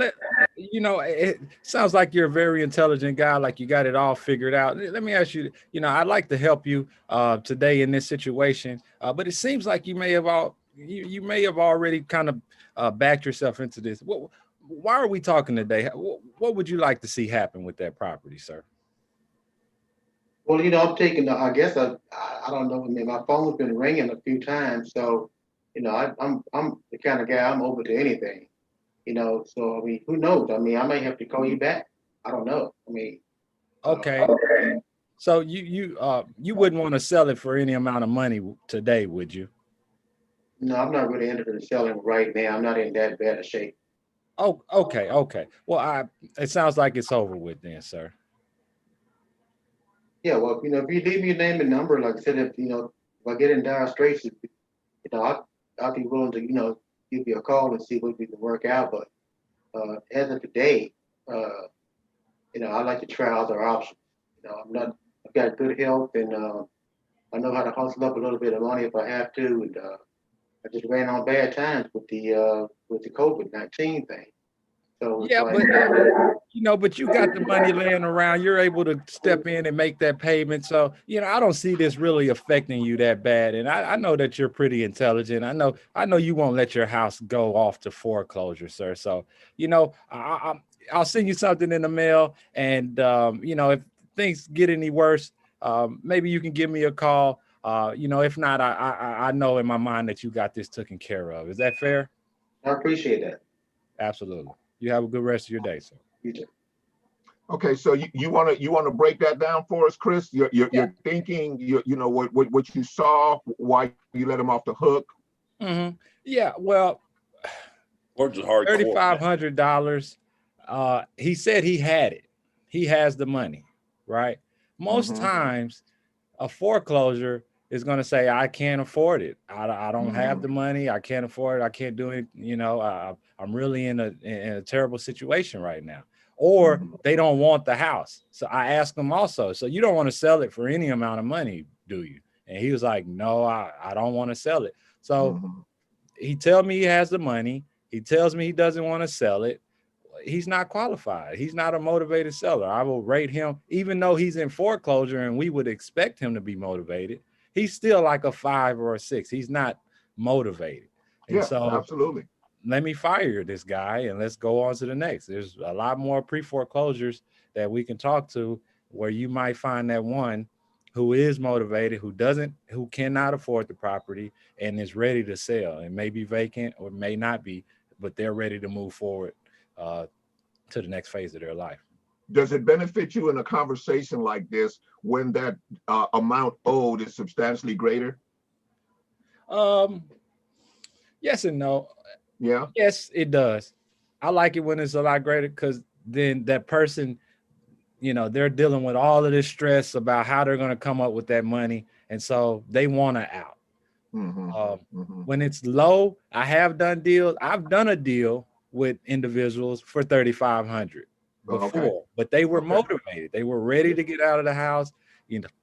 They were motivated. With their attachment to the house that they didn't have that attachment. They were ready to move on. All this looked like a bad memory. You're like, solve this problem for me so I can just turn the page on this chapter in my life. Exactly. Got it. Yeah, that makes absolute sense. Tables. I'm sorry to jump in. I like to turn the tables because everybody looks at the bank. Well, the people in the house look at the bank as being the villain, so to speak. Okay. So when I talk to someone, I want to find out how much they're behind. I say to them, what does the bank say? How much does the bank say that you're behind? Because they'll sometimes put the late dollars in there. They'll put the attorney fees in there, the listing. All of a sudden, this number from they think they're 3 payments behind. All of a sudden, it's $15,000. So after they answer that question for me, I say, are they right? And they'll say, well, yeah, I guess so. And I said, when they came up with this number, how long ago was that? You start getting more information as you ask questions. So if they say, well, I was $12,000 behind, but that was the last notice I got from the bank was 60 days ago. So I guess I owe another 2 more payments. There you go. Now you got a more definitive number where you're at. And the number that they're going to give you from the bank is always a lot higher than what they're going to admit to being 2 or 3 payments or whatever. It's more than that. And what I heard too, Steve, was you refer to them as they, and you sort of in your conversation you villainize the bank, right? I don't make it personal like they did anything wrong. Okay. I make it right. sound, You mean listen, when you say they, you mean the borrower you're talking to. Correct. The homeowner you're talking to. Correct. I've been in consumer finance for 40 years, and the bank, the lender, they're always the villain. Yeah. Someone gets their car repossessed, and it's always, well, the bank didn't post my payment, they did something wrong. Take them out, take the personality out of it. And if someone has to be blamed in the whole situation, blame it on the damn bank. Those guys are ruthless. Yeah. And build on that and say, I'm on your side. Let's see if we can let's see if we can put something together. And I build on that. Now you look like you're more of their friend. Nice. I like it. Yeah. Okay. Alex, did you get any little nuggets from that we can always just jump back up in here and we can maybe have George be a little bit more, we could even have him raise the dollar figure or go a little more reluctant in, wanting to go to his family or, some of those things and see if you can, go from there. But again, and I do want you guys to always remember though, that you're investors, right? We're investors. We have to create a sellable asset. That's a big deal. Like, I don't want to just, I know it's kind of getting poo-pooed, it sounds like a little bit, but unless you can get a deal that either you want to keep or that you can sell, you're just having conversations, right? You're just, sending out shit, because the ultimate goal is to make money off of whatever it is you create in this conversation. Yeah, that's the ultimate goal. Everything else is bullshit, right? Because we're in this thing to make money, like Claude says, when?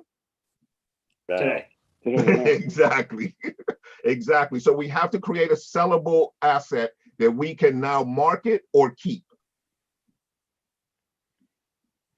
So so George, you want to jump back in here? We can stay with you guys, and George, just kind of, maybe make it, let's say you're 5 months behind at this point, right? So you got a little bit more, you know, at stake right here, and the clock is definitely ticking, and it's really loud right now. And Alex, you're just going to try to, you know, see what you can do to solve his problem and be his solution today, right? Yeah. Okay. Okay. Okay. I do it. I got to leave at 1:30 though.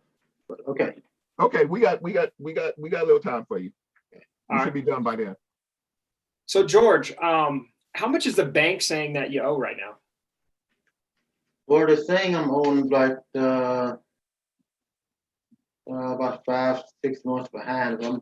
I'm behind about right at 10 grand.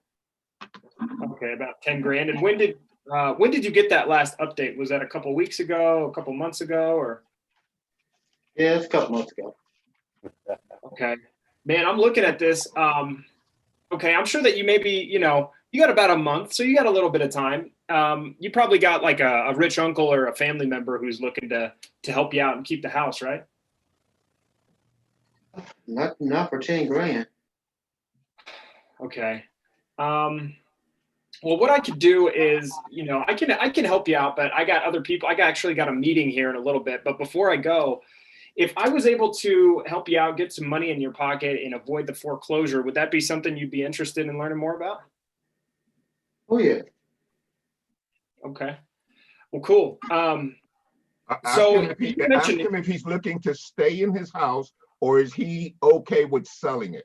That you want to determine where he's at in relative to his desire to stay in his house. Do you want to stay in your home? You know, because that's going to allow you to know what direction you need to move in. Okay.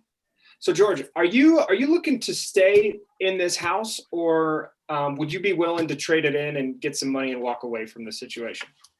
Well, I prefer to stay in it, actually. I wouldn't want to have to go, but well, yeah, I prefer to stay in. Okay. And why is that? Why would you want to stay? Here's the neighborhood. I mean, we've been here like 20 years, and we're pretty well known in the neighborhood. And you know, we kind of like it here. It's quiet, but you know, I've got to be open right now. I'm dead, man. I'm dead, guys. I'm dead on this one. I'm dead. He's gone. There you go. He ain't gone. He's right in there. So, okay. Does anybody else want to jump in, or I see Steve. You look like you itching a little bit. I'm getting a headache. You getting a headache? Listen, I'm more argumentative in these. You're more New Yorker. I'm from New York, man. We just go right down the middle, and the people here that we speak to really appreciate it more. They just know that because they're getting calls from everybody. I got a list pendants list that comes out that when it hits the townships about a week or two before everybody gets it, and when you call them or you show up on their doorway, they're expecting you already.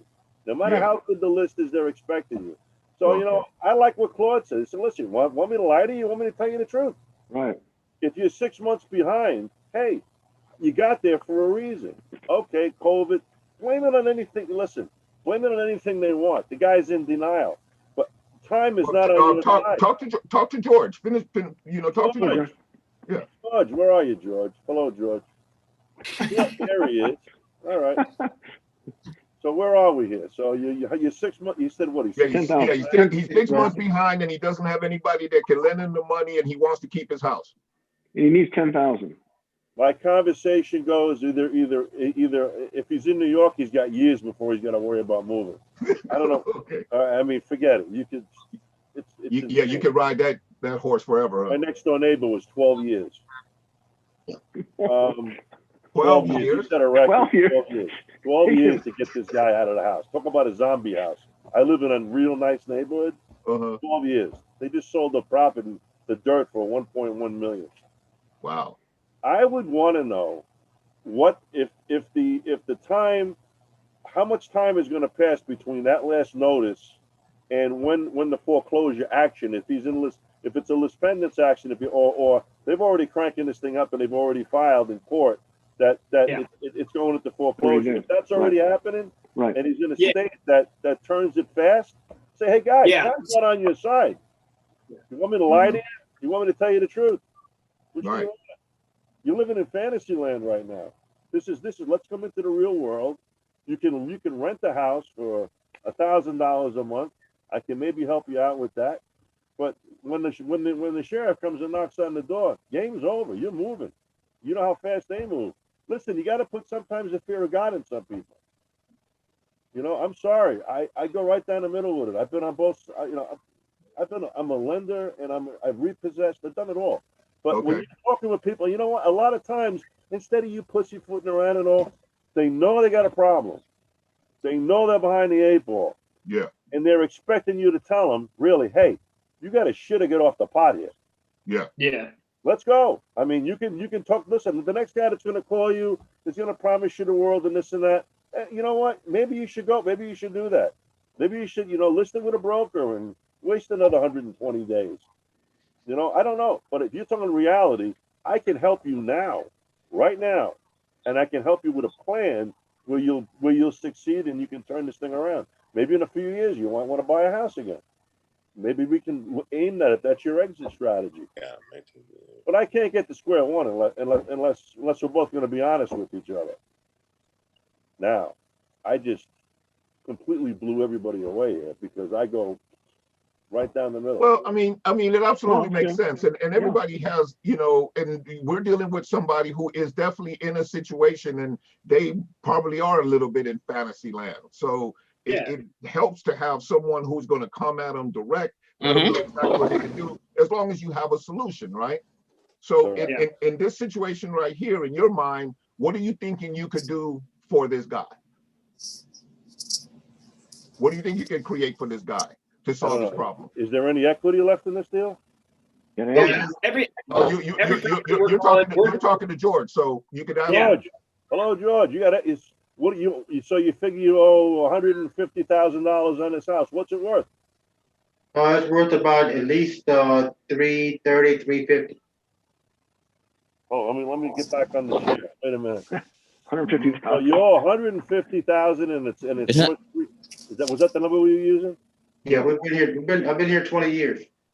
So you got $150,000 in equity. So you've got some equity there. I wouldn't want to see you lose all that on the courthouse steps.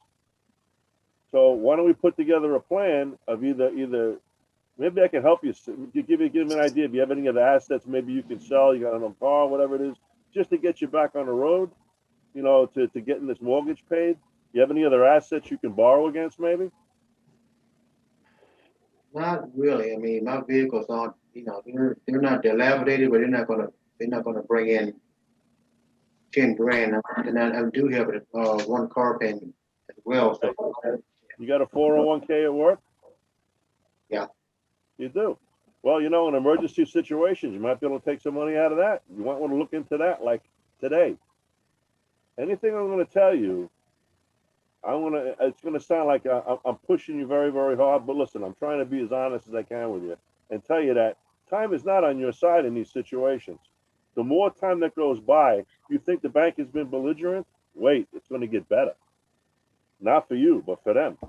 The more goes by, the more time goes by, the more they're going to strong on you, the more phone calls you're going to make, the more letters you're going to get.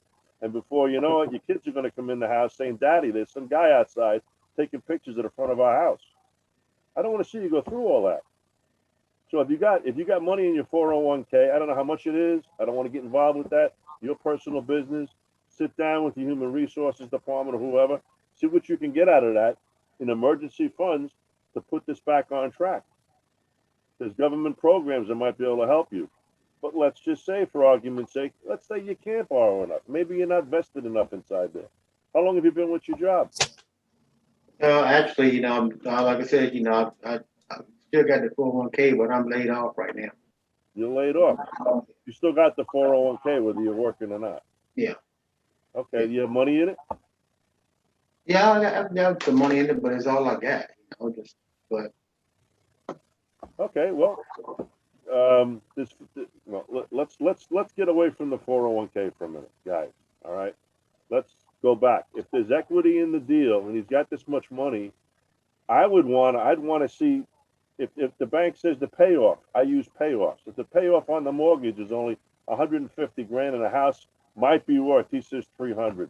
Maybe it's worth 2.25 because it needs a lot of work. I don't know. I've already had that conversation with him.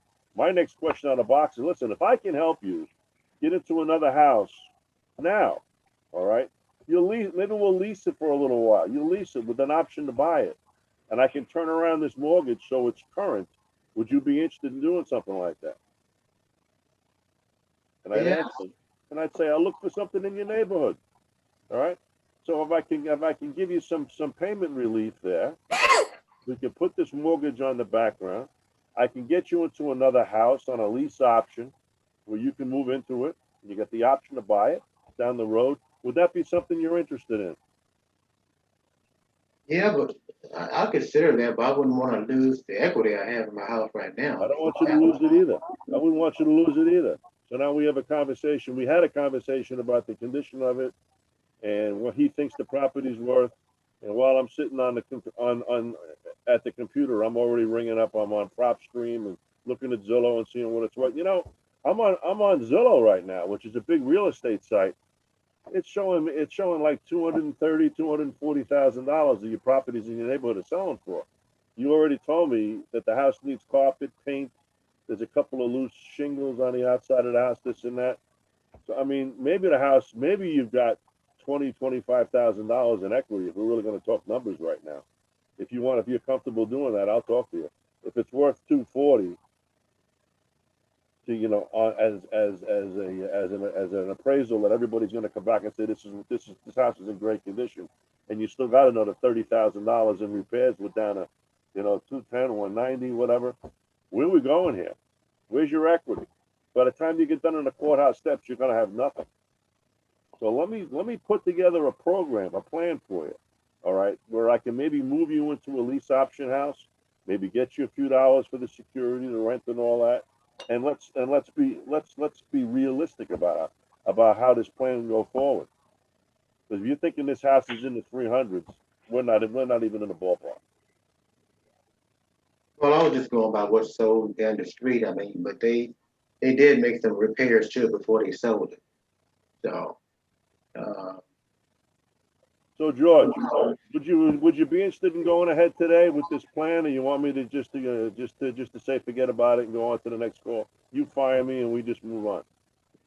No, I'd just like some more information. You said you could, you know, help me out. You could send me some more information about. I really don't, you know, I'm not ruling it out because it sounds like a possibility. All right, I picked this up in the middle, so I don't know where we all started, and I got on the call late. So I'd push him more towards it could be either way. It could be a lease. I don't think it's going to be a lease option. It's going to be more or less a subject to deal, right? Yeah. I'd want that deal, and I'd line up something in the neighborhood possibly with a rent to own or whatever it is. Put some money up to get the guy in there. That's his equity. Everybody lives happily ever after. And I put that plan together as quick as I could. And what I would sell him, I wouldn't send him anything now unless it was going to be a contract to purchase. But I wouldn't do that. I'd wait. So you know what? Give me a couple of days. You've got my number. You know, and if you're really interested, I'll spend some time on this and put something together for you. Good plan. But I got to hear your commitment now. I mean, as gentlemen, you know. Yeah. So that's what I would do. Okay. All right. George, I know it's 10:28. I know you got to run right now, man. Yeah. Really appreciate you participating and jumping in there. Great job, by the way. Yeah, really appreciate your input. Did you want to share anything or you know? No, I appreciate the some opportunity, man. feedback on it. I appreciate the opportunity. I mean, it's, you know, it's definitely some golden nuggets in there from everybody that perform as a buyer. So yeah, that was, you know, Steve. I mean, Steve's obviously very experienced in you know, that's. I don't listen enough. I'm like a bulldozer. A lot of times, I'm very combative. Run over That's it. my problem. I don't do, you know, it's the way it is. Yeah. When you've been a boss for a long time, that's what happens. Yeah. All right, thank you. All right, take care, man. Have a blessed day. Okay. Sorry about your house, George. Sorry about your house. So In closing, if I could get some feedback, I mean, you guys might find it almost hard to believe. I got 4 deals under contract right now, closing on 1, taking 1 over subject to tomorrow, and we got a lot in the pipeline. But my issue is that I'm a nice guy, and I almost take that insulting when people tell me that, because I've been having people step on me, like my renters. I had some renters, I gave them some wiggle room, and they're just sleeping on me right now. But that's my biggest challenge is I have a hard time, being the bulldozer and laying down. And these types of people in pre-foreclosure, they need to be led because they're obviously their financial maturity is lacking in most of these people's lives. Right. So is there anybody else who you have that you can put in between you and them? Do you have a jerk? Do you have somebody on your team that can do the management and do all of the stuff that is outside of your personality? Is there someone like that in your life?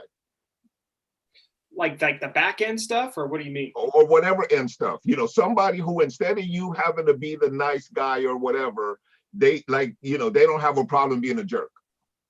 Yeah, I mean, my business partner, he'll lay it down. He has no issue. Okay, so use him for that strength. Right? Like, if you have to do the jerk thing, and you have somebody who can, they don't necessarily have to be a jerk, but they can play, like I can play jerk. Like, I can play jerk like really badly, right? If I need to. I don't have that conversation like, oh, I'm a nice guy. Like, yeah, I'm a nice guy, but I can be an asshole. And if you feel like that's something that you need, especially when you have to draw the line in the sand to tenants and whatnot, first of all, one rule about real estate investing is your tenants should never know you're the owner. Yeah. Like, your tenants should never know you're the owner. Your tenants should either think that you're the manager who works for the jerk owner. And if you do that, then you can be a jerk and blame it on the owner. Right? It's not me. It's not me. Look, if it was me, I would let you stay here as long as but my hands are tied. That's good. You're the good guy. You know what I'm saying? Bad guy. Yeah, but I work for a jerk. This dude I work for is a freaking idiot. He pisses me off a lot of times too. But hey, what can I do? So you mean to tell me? You talking about yourself in a way? Yes, Philip, I am talking about myself. So you might have to, because of that, if that's a conversation you have going on, you might be able to put somebody in position that would actually resolve that for you, right? Like, now he's the manager, you're the owner in the background, he can make you a jerk without you actually having to be a jerk. Yeah. Right? For sure. And stop showing up at your properties, telling your tenants that you're the owner. Make today the last day you do that shit. Yeah, that is just problems waiting to happen, bro. Like, I'm telling you, they cannot know that you're the owner because you are already a nice guy, and they already know that, and you look like carpet. Yeah, they gonna run They over gonna walk all over your ass. They gonna run. Forget walking. They gonna run. Yeah. Personal name on the leases? Yeah, but I'm. Get that off. Yeah. Move away from that. And this is for everybody on the call. You guys are, many of you are trying to stack money to become landlords and to, acquire properties and stuff like that. And I'll tell you what, one of the most important lessons is, if you always want to try to put somebody in between you and the tenants, or if you are the person who has to interact with the tenants, you never let them know that you're the owner of the property. You are always 100% of the time working for a jerk.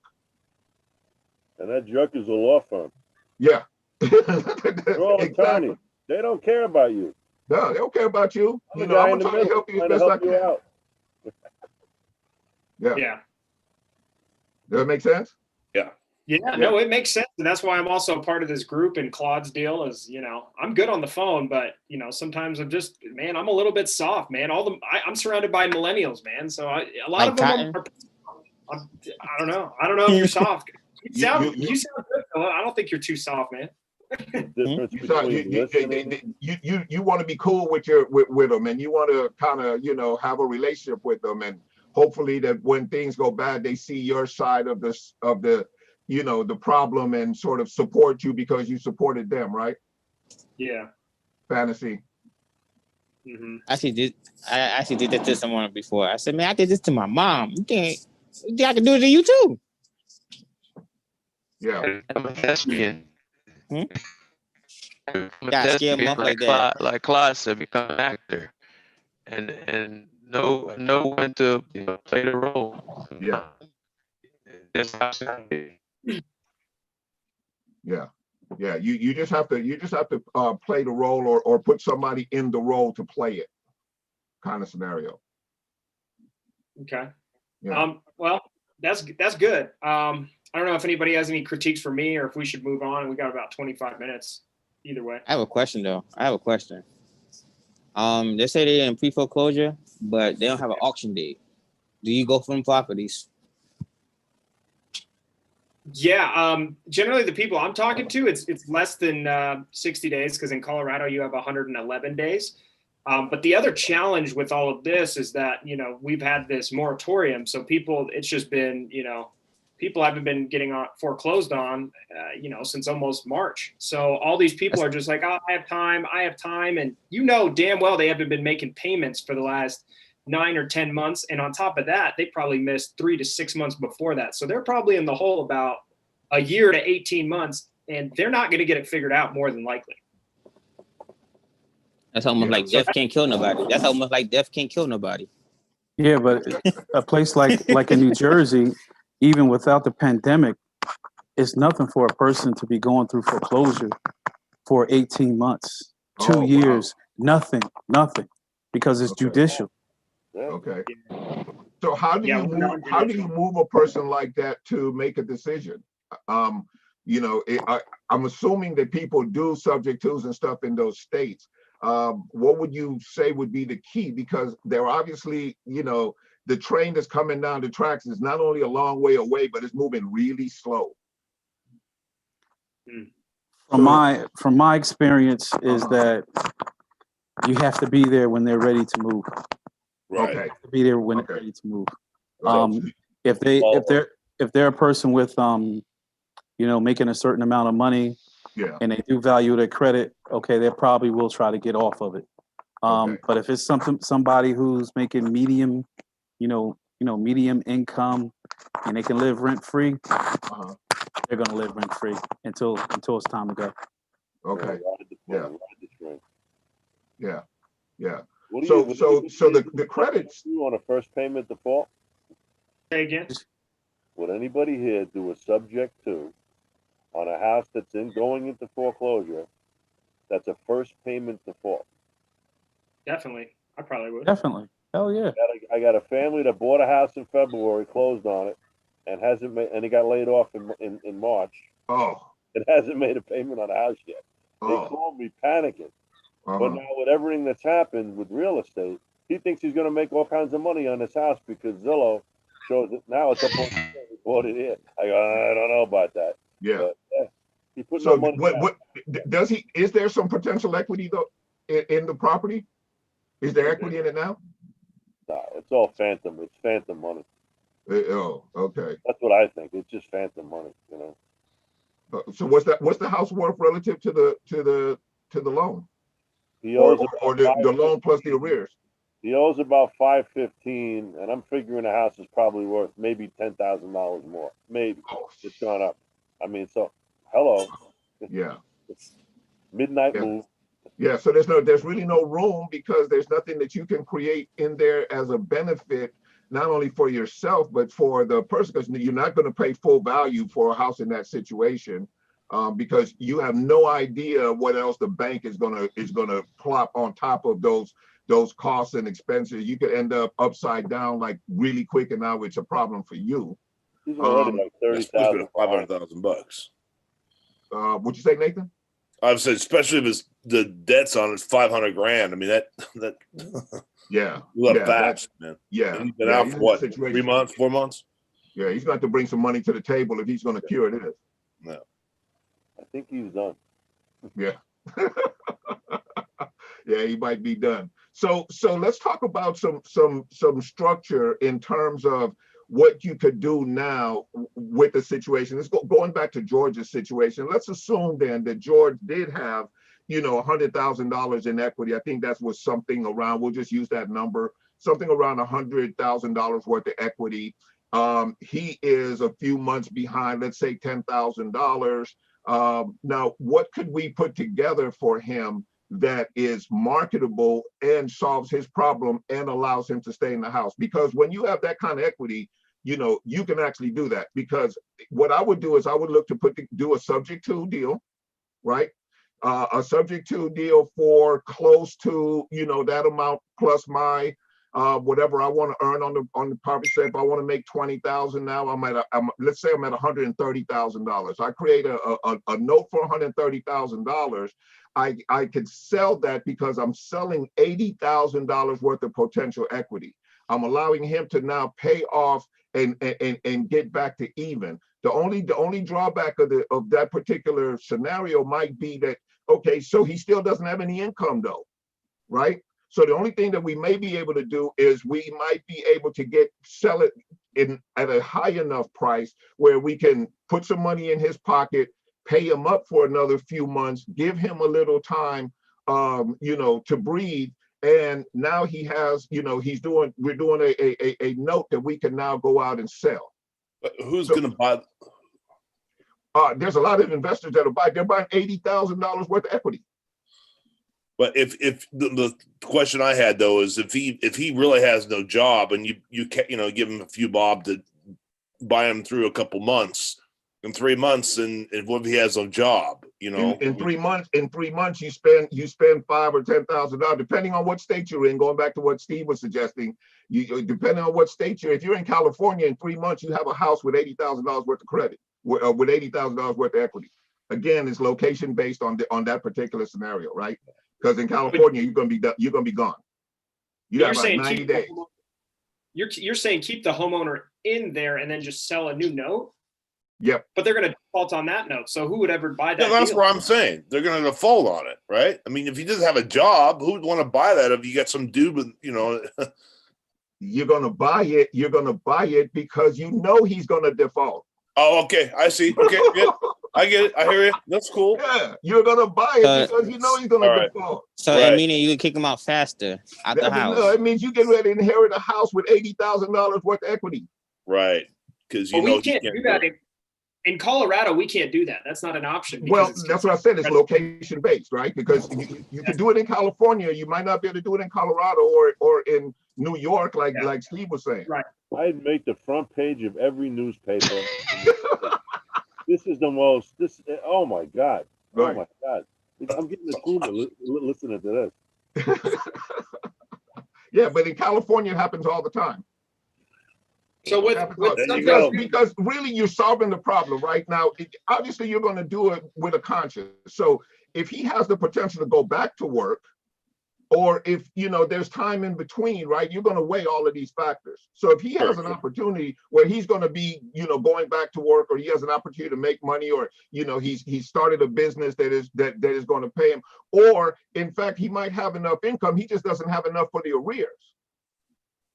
Right. So now he can't catch up, but he could make some ongoing payments. That makes sense. So all of those factors, right? Now you if you know those elements, now you can put together a deal. But now you're not going to put together a deal and I know what you're thinking, Steve, it's usury, right? To just put together a deal with the intention of with the knowledge that this guy is going to, default on it, and now you're just going to take his house at a cheap price. But the prosecuting attorney would run out of paper. Yeah, not in California. Happens all the time. That's hilarious. I'm not going to jump in there. I'll wait. No, go ahead. Let's hear it. I did one of these. Okay. In Long Island. In Long Island? It was a simpler one. It was just a basic house, right? And that's a great area. Okay.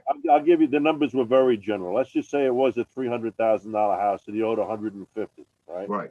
Yeah. So, and he had no money. He was about 4 months behind, and he was going off a cliff. It wasn't. He was already moved out of the house, right? Okay. But he thought he had he had $100,000 in equity Some wholesaler told him, right? Right. So he owed it on paper for 50 cents on a dollar. That was the payoff was 150 grand with the mortgage company. I gave this guy, we did the whole thing subject to, did the trust, the whole 9 yards.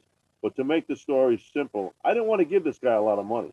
So I dangled the carrot in front of the donkey. And I said, look, if you got $150,000 payoff, the house, maybe it's worth 250. I don't know if it's worth 300. Here's what I'll do. I'll give you a second mortgage for $50,000.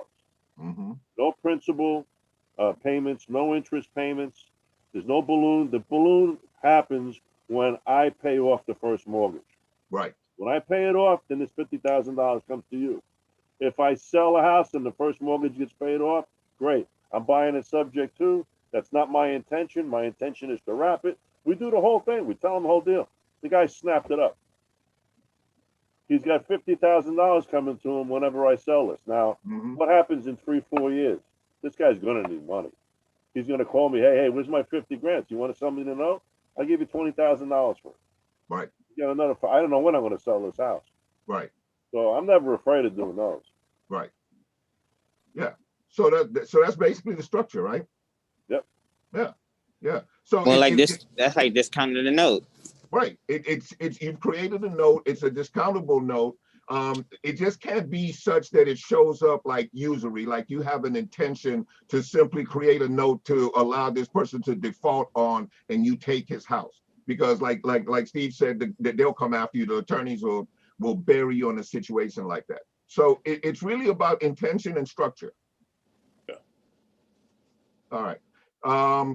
So you guys are amazing. These conversations, these Wednesday conversations are getting better every single week, man. Learning so much. There's so much, involved in the ways that we can structure our deals and the way that we speak to the seller, all that. And I really just appreciate you guys. Alex, did you get anything out of that, my friend? Did anything kind of pop for you? Yeah, I think that was a lot of really good nuggets, not really phrasing it as a personal thing, but blaming it on the bank, because everybody thinks the bank is the problem, so that was huge. Yeah. I got a lot of really good nuggets, so that was great, Yeah, absolutely. Cool.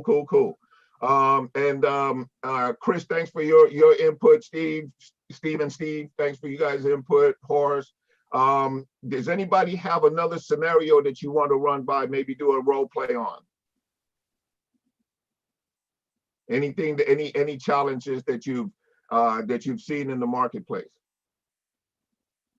Okay, so I have one that I want to run by you, and you guys can all kind of chime in and see what you think. Okay, so there's this property. The property itself needs some work, but the property, because of its location being next to a number of sober living, matter of fact, there's a sober living facility across the street, and there's a few other sober living houses.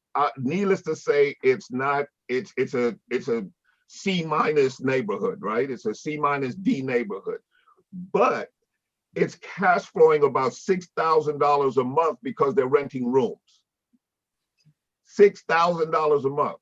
The challenge is who's going to finance it, because some of the income is, it's like this guy put up stuff in the garage. He put up walls and doors and separated some rooms, and these people love it. Like, he's providing a real service, because these people don't have any place else to live, right? It's either and they're paying, and they pay regularly. They pay $400 to $600 a month to rent each of these rooms. Now, the challenge is, how do you structure that other than cash out of your own pocket to purchase a property in that situation? Anybody have any ideas? Is he selling a business? Is he selling a property? He's selling just a house. It's not a business. The zoning allows for a business. So in other words, he's not breaking any laws in terms of zoning. He's not, using a residential property as a, hotel labeled property or anything like that. So he's fine as far as that's concerned. I'm sorry, I didn't hear you. What do you want to do? You want to just flip it? Not sure. I might just cash flow it and provide the service. How much is he willing to take terms, Victor? Yeah, definitely willing to take terms. I can probably look at doing a investor money for 200,000 on it. It's worth about 340 for Okay. 200,000, and you know, do a silent carry back for another 50 and put about you know, 10 in of my own money. So does he need to be cashed out of that anytime soon? What kind of time frame are you looking at? Looking at about 6 months. Okay. In 6 months, I can do some work on it and you know, turn it into a whole nother situation. So just real quick and dirty, I haven't looked at it, but Hey, it just sounds like. by the way, Michael, thanks for being here, buddy. Oh yeah, absolutely, man. I've just been listening for the last 20 minutes or so. This is great stuff. Great stuff. But just from a quick 30,000 view based on what you said, I think that there's probably enough equity, you know, to do a burr almost. Mm-hmm. What you would do in that situation is you would do like a master lease. You would create an LLC and master lease with that LLC, right? And now you have a tenant, and now a bank will allow you to do a cash out refinance in that situation. Because everybody individually renting rooms, they aren't going to take it. They don't like it. They don't. Banks do not allow it. Don't like it. Short-term rental business is not something they agree on. But if you have an LLC that has signed, you know, a long-term lease, let's say like a 12-month lease or whatever, and let's say they agree to pay $3,000 a month, whatever you want to come up with, you're going to be the owner of the LLC. Right. But if you do it that way, you'll be able to pull out probably all of your cash and get this $6,000 a month cash flow for sure. So that's what I would recommend. You know, you've got plenty of time to do that. Yeah. 6 months, you know, and especially if you get in with a local small community bank or credit union, a lot of those don't require seasoning, or maybe just like a 3-month seasoning. Right. So that would be my advice. So you would take out a loan as an entity? Yeah, so how I would do it, okay, is like if I came across this particular deal, I would go to the lender, and I would say, hey, I have this property, it's worth 340, 350, and you know, you've got it under contract for 200, right? You're going to buy it for 200. You've got 6 months. Okay. So you've got what, $80,000 of equity in there? Yep. Okay. That's more than likely going to be enough. I think you're at 75%. Yeah. I'm definitely under the threshold. Okay. 75% right there. And you should be able to do that cash out refinance because you'll be the owner. Now, yeah, you could buy it in your personal name, but I would prefer you buy it in an LLC. Right. You know, of course. But you would have one LLC rent from another LLC. Got it. That's basically how you would set it up. Now, that's if this bank will allow that. Right. Sometimes they won't. You know, it just depends on how you would play that. But yeah, but I see the structure. I see where you're going with that, and that's at least it's worth me doing the research and making some calls and see if in fact there's somebody who is willing to lend, you know, on an entity in that fashion, and then it could kind of, you know, allow me to see what my structure needs to be. Yeah, as long as you have the master lease in place with an LLC you've created, or you know, that's the key. Yeah. And I learned that, I think it was Brian Page or something, I can't remember who it was. Was talking about how they were doing cash out refinances on Airbnbs, and it's because they were doing the master lease with an LLC and then doing it. That would make sense. Yeah, absolutely. Yeah, that's good stuff, man. Thanks, Michael. That really kind of changes my paradigm a little bit, because I was trying to figure out how to fit those two pieces together, and like you said, the master lease is the key, right? The entity having the master lease is the key to this. Correct. Yeah, I So totally see that. Yeah, so I would just have a couple conversations with the most competitive banks and see Yeah. who's willing to play ball on that for sure. Nice. That Nice. sounds like a great pickup, man. Good job. Yeah, thank you. Yeah, because the cash flow is solid. It's there all day long. In fact, there's even an opportunity to increase the cash flow by another $1,000. Oh, Yeah. Yeah, it's sweet. Love it. Is there any existing financing on this property available? I'm sorry? Is there any existing financing? Yeah, there's some existing financing of about 100,000. And what are the terms on that? Do you know? They're low. They're at about 4.25%, 4.25%, 30-year fixed. We're gonna, yeah. I don't like going to banks. I like. Yeah, I private mean, ideally not, but you know, like I said, you know, I'm basically just trying to, you know, acquire that cash flow. Is the zoning on this for a rooming house? Yeah, the zoning is, what did they call it? For all intents and purposes, you can pretty much put anything there from a store to a hotel to a house. It's that kind of zoning. Yeah, because of their location. So that was the first thing I checked on to make sure that I wouldn't get shut down if it did get caught. Does he want all that money now, or is he willing to wait? I'm sorry? Does he want all his money now, or is he willing to wait? He's willing to wait. He's willing to wait. Yeah, I'm gonna do a silent second on it after everything is done. I could draw 20 different scenarios with this, but go ahead. Yeah. So Victor, you got that at $200,000. What you're saying, you got it at 200? He's agreed to the 200, and he says there's 100,000 owed on it. How much money does he want to close on right now? Does he need like 10, 15, 20,000? How much does he need right now to close on? Well, it's going to be a cash to new loan, so you know he's going to get all of his money out the new financing. So he's going to be fine with the 100,000. Okay.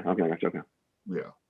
Well, if you give him 100 grand in cash, then you could potentially do a subject to that. If I gave him 100,000 in cash, all it would do is pay off the existing mortgage. Well, I mean, I guess he could continue to pay on the existing mortgage and keep the difference. But right. You know, I don't have 100,000, and I don't know. I mean, I could structure it that way, but then I would have to find an investor. What are you thinking in terms of that? Yeah, that's what I was thinking. Just, I mean, $6 grand a month's a lot of cash, you know, on $100,000. So just keep the existing, like Steve was saying, man, keep the existing loan. He doesn't want to keep the existing loan. Like the situation is that they bought it together as two brothers bought it together, and one brother doesn't want anything else to do with the loan. And the loan is in his name, so he can't keep the loan. It's not an option. Yeah. Right. You're paying $340 for the house? No, that's how much it's worth. How much you paying? $200. I'm paying $260, but I'm paying $200. You know, I'm paying $200 up front, and he's carrying back a second that we're going to record after the fact for another $200,000 in private money, and his $60,000. Give him a 5-year balloon with no payments, no interest, and let him wait. Go raise your $200,000. Yeah, I propose that he wants payments though. All right, so make payments to him. Yeah. Make it ridiculous. Make it principal payments for the first year or 2 years, and then move the interest rate up. So appeal to his greed glands. Mm-hmm. You know, yeah. And I take the 200,000. Either get one guy for the 200 grand, or I even chop it up. You can, if it's a commercial transaction, you got professional guys coming in the doorway. Fractionalize the first mortgage. I do that all the time. Nice. Okay. See, I knew I brought it to the right place. I knew you guys would throw ideas out there that I could use. Hey, I appreciate you guys. Getting off of here now because there's a spy online, so I just see this guy just shook up. So. Yeah, I see Claude and Felipe snuck up in here too. Hey, Felipe, how you doing, buddy? Hey, Claude. I was like, oh my God, this is so much golden nuggets, like right at the same time, like just like coming at me. I'm like, holy shit, why am I not taking furious notes here? But good thing it's gonna get recorded. I mean, this is amazing. Oh my God, we have We have our, yeah. You mind if I take some notes? Because this sounds very important. This sounds very, very important. Y'all gotta have your notes. Hey, Claude. Hey, how's everybody doing? Merry Christmas. Can we say that? So I saw you on all the announcements for the LA Investors Club. Yes, I'm speaking tonight, 7 p.m. Pacific. Okay. What is that? 8 p.m. Mountain. Well, 10 p.m. 9 Eastern, Central and 9 Central and 10 to Eastern time. Oh my gosh. Did you ever get your wife give you a jar to open up and it's killing you? Oh my gosh. Hit the bottom. Hit the bottom. Stop. Let the pressure out. I need some mentoring here. Absolutely. Yeah. So how's everybody doing? Pop the bottom so that the pressure comes out. Oh, is that how it is? Yeah, okay. yeah. God, we talk about everything on this in this Zoom room, don't we? Good. How's everybody's business? There we go. Thank you. Yeah. Here you go, dear. It's brats and sauerkraut night.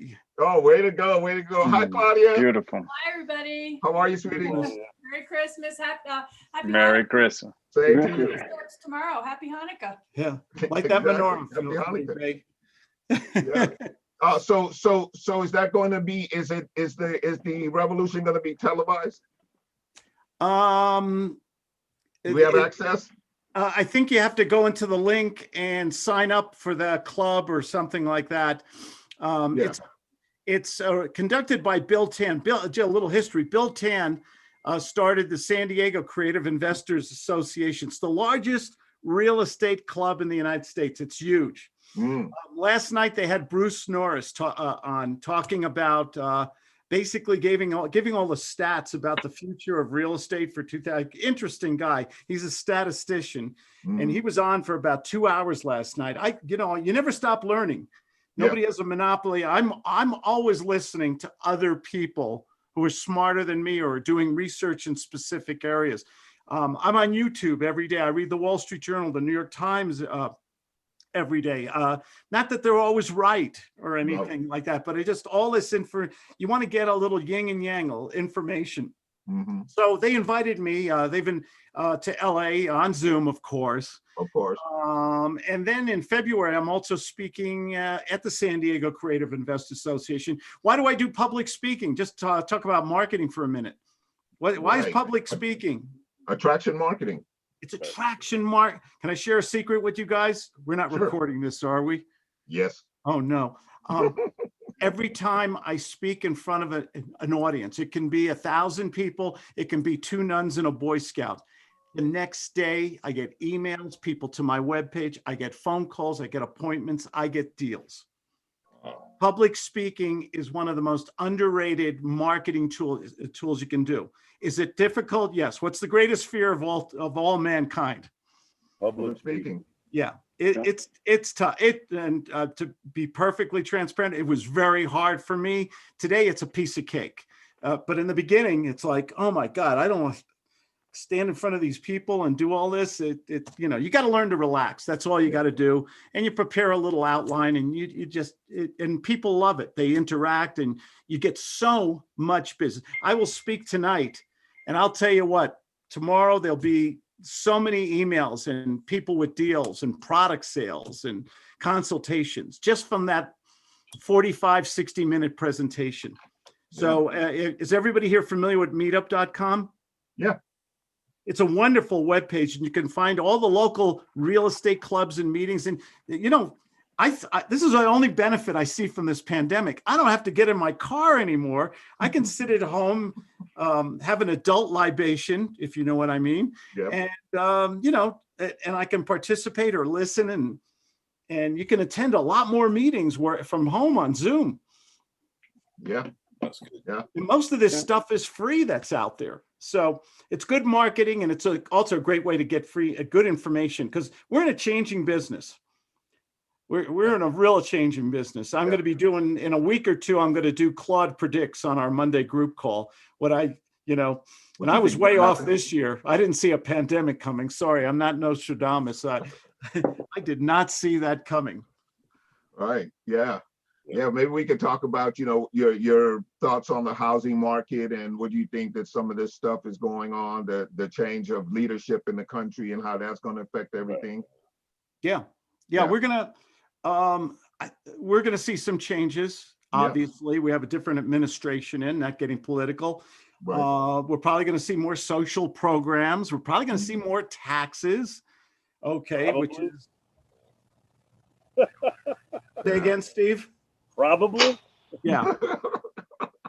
It's going to come down to the Georgia election. A lot of what's going to happen. The Georgia election is the thing to watch. Yeah. That's going to tell you how much things are going to change, but how much they're going to change is all right. what's going to let you know. Real estate to me, it's the one thing that really threw me this year is that real estate would go up so high in value in certain markets. Yeah. That's a trip. It really is. I mean, in California, a starting condo can run 750, 800,000 now starting. Yep. Okay. $100,000 will, as I always say, will buy you a box without a view behind the Walmart, a cardboard box. Yeah. People are moving. We're seeing a lot of transitions. People are moving to Florida, to Colorado, I have friends who are moving to Montana and Idaho now, who are living in LA and New York City and in Chicago. So we're seeing there's a cultural shift going on right now. That's very interesting. That'll play, I think, continue to play very strongly in real estate values in 2021. Interest rates are so low. You guys don't have a clue, man. When I was wet behind the ears, we were talking 14, 15. Steve knows what I'm talking about. Remember 14, 15% mortgage rates, Steve? Remember 18, 19%. Exactly. When I got out the Air Force in 82, they were hovering around 18, 19. Wow. I was not even born. It was cheaper to use your credit cards than to go to get a mortgage. Get a mortgage. That's right. And so today, what's the mortgage rates today? 3%, 3.5%? 2% in some cases. 2% if you got really good credit and everything like that. I mean, that's free money, far as I'm concerned. Yeah. So I still think real estate is the best business in the world. I've never lost money on a real estate property that I held on long enough to. Yeah. That's the key, right? Everybody, it's like food, water, air. Everybody needs a place to live. It's a necessity of life. And if you can get into this real estate business through either creative real estate or you have the funding, the credit and everything or you can put in sweat equity and you got the good homes in good neighborhoods. And I have always used rent to owns to get quality tenants and make more money. On a long-term basis, you will have financial security. Yeah. Absolutely. You don't have to be a genius. You just have to do one property at a time, slowly in the right location. Right now, I'm Florida. Felipe's got to give it. Everybody I'm talking, what's going on? Everybody is moving to Florida. It's the housing market. It's crazy. Like days on the market are super low. I mean, you have two types of properties. You have single family homes and then you have condos. Condos have been a little slow still because here in Florida, the HOAs are, it's really tight with them. But on the single family home, it's just, it's crazy. People are taking advantage of the low rates. Houses that they were, a cardboard box behind a Walmart, now they're worth, 600,000-700,000. They're crazy. That's just crazy. I mean, this is, we're going to see that shift this year because, even though if we have more social programs, it's still not, it's bound to end. The foreclosures, the halt on evictions, at some point that's going to have to be lifted. And that's when we're going to have a second bubble bursting, not as bad as 2008, but there's going to be a correction. That's for sure. There's always a correction. I only know two things about real estate. It goes up and it goes down. And I wish I knew exactly when. Yeah. Okay? Yeah. Beautiful. And there's always clues. before it, when the stock market is going to crash, when your Uber driver is giving you expert advice on what stocks to buy. That's just about a month before it's going to crash. Same thing in real estate. There's always clues. That's why you gotta, when I was speaking about earlier, you gotta stay on top of the information, but don't just listen to people on the left or right or up or down. Get a variety of information from people who have the right to give it to you, because everyone's got an opinion. Okay, but take advice from people who have the background and the certification to give those opinions. My mentor used to always say, always consider the source of the advice you're taking. Yeah, every single time. Absolutely. Yeah. So Felipe, Florida is one of the places to look at right now, isn't it? It's also, my understanding is it's a very friendly government, tax-wise, and starting businesses in Florida right now. It's a very liberal, it's conservatively based, but very liberal on applications and funding and things like that. Yeah, no state income tax. So that's, that's a little bit of a relief there. So, and I mean, there's many cities in Florida where you can do real estate. It's not just, like concentrated in one big market. You have, Orlando, Tampa, even Central Florida. They're doing great. I know people that are doing great, doing a lot of business there. Jacksonville, and I've always heard good things about Gainesville. Yes, because it's a college city. There's a lot of, a lot of demand for, just like in the last role play, Victor, like sober living facilities here in Miami-Dade. It's turning into a big thing. Yeah, it's turning. I'm even considering one myself that we're gonna have the owner carry, because it's like the perfect combination. You have properties in neighborhoods where they've done a bunch of additions, and you have efficiencies, and then you have, how it is Miami, like people in Florida here, they like to party till 5 a.m, and that brings, one thing leads to another, and then they need to go to rehab. So that's why. That's fantastic. It's a demand. So yeah, I mean it's crazy. It's crazy, and so yeah, it's a great business to think about. Yeah, absolutely. Yeah. I think in some ways, because I'm looking at that, I'm getting ready. I just made a couple of offers on a couple of laundromats, so I'm kind of moving into that business. Interesting. And then also there's the assisted living, right? But the assisted living thing is like, let's not go medical on that, because that's when I really had to draw the line when I was doing all my research. And once you get to where you're giving them medicines and stuff, it's a whole different program, more than I want to be involved in.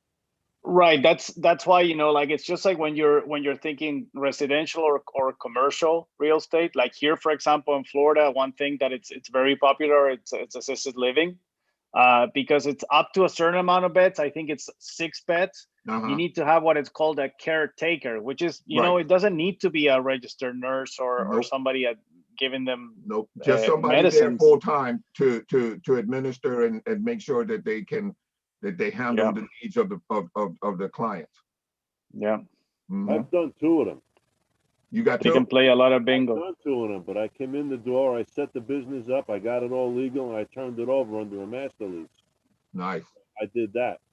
Nice. And thanks for someone training me and going down and recording. I never bought the property. I just leased it, right? Yeah. Turned it around, and the guy behind me that I leased the property to wanted to go around me and went to the owner of the property to buy it. And so I thought the owner of the property was AWOL. She was living in Jamaica, the island. This guy hired an investigator to go find her. She calls me and she says, "Hey, I'm selling the property." I go, "Hey, that's great. You got to include me in the deal. I'm in the middle of all this." So make a long story short, I got a nice payday out of it. Nice. And this guy bought it, and now it's sitting there empty. He can't get the people in there to work it. Yeah, because Florida. Right? You either know how to run that business or you don't. Well, I went for the licensing on. Well, you go down in the state of Florida. You go down and you get an administrative license. Not a license. You go down and you're instructed as an administrator. I went down. If you're going to run all of these, if you're going to even think about just investing in one, spend the 3 days in whatever state it is. Florida is probably one of the toughest in the country, but they're fair. All right. It's a fair place to do business. I went down and I took the administrative license. I did the administrative course, got the permit. I had to take the damn test twice to get the friggin' thing. But I was the only guy there, and I was surrounded by kids that are all like in their 20s and 30s. So you see those kids. Those damn kids. Damn kids. I took it, but it helped me to structure hiring people, putting the place together. Yeah. So I mean, it all worked. It all worked. Yeah. And there's a couple of trainers out there that are pretty good at it. I would not want to run one of these places. Nope. Too much liability. Nope. But an assisted living is a lot different than a nursing home. Yep. There's a big stretch. You're only assisting people in their regular day-to-day type care. Yeah, it's in the name. What about nursing homes? Whoa, whole nother ball game. Yeah. But with this COVID going on around, that's why you see places closing, because their liability side of it is just through the roof. A lot of these places can't even get insurance anymore. Yeah.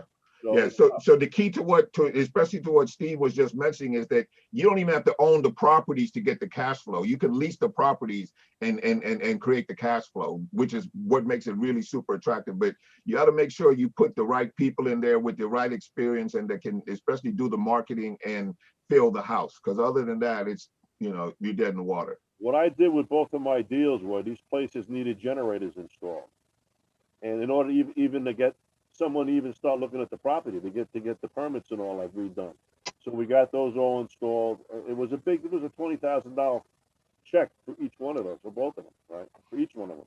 But to bring them, and then all I did was I marketed the business, what you could make and what you could do. Did a pro forma, which is make believe, but whatever. This is so you're selling smoke. Yeah. Right? Blue sky, they call it in some industries, But I brought this guy in that I put in there. He gave me money up front for the blue sky, and then I doubled the rent.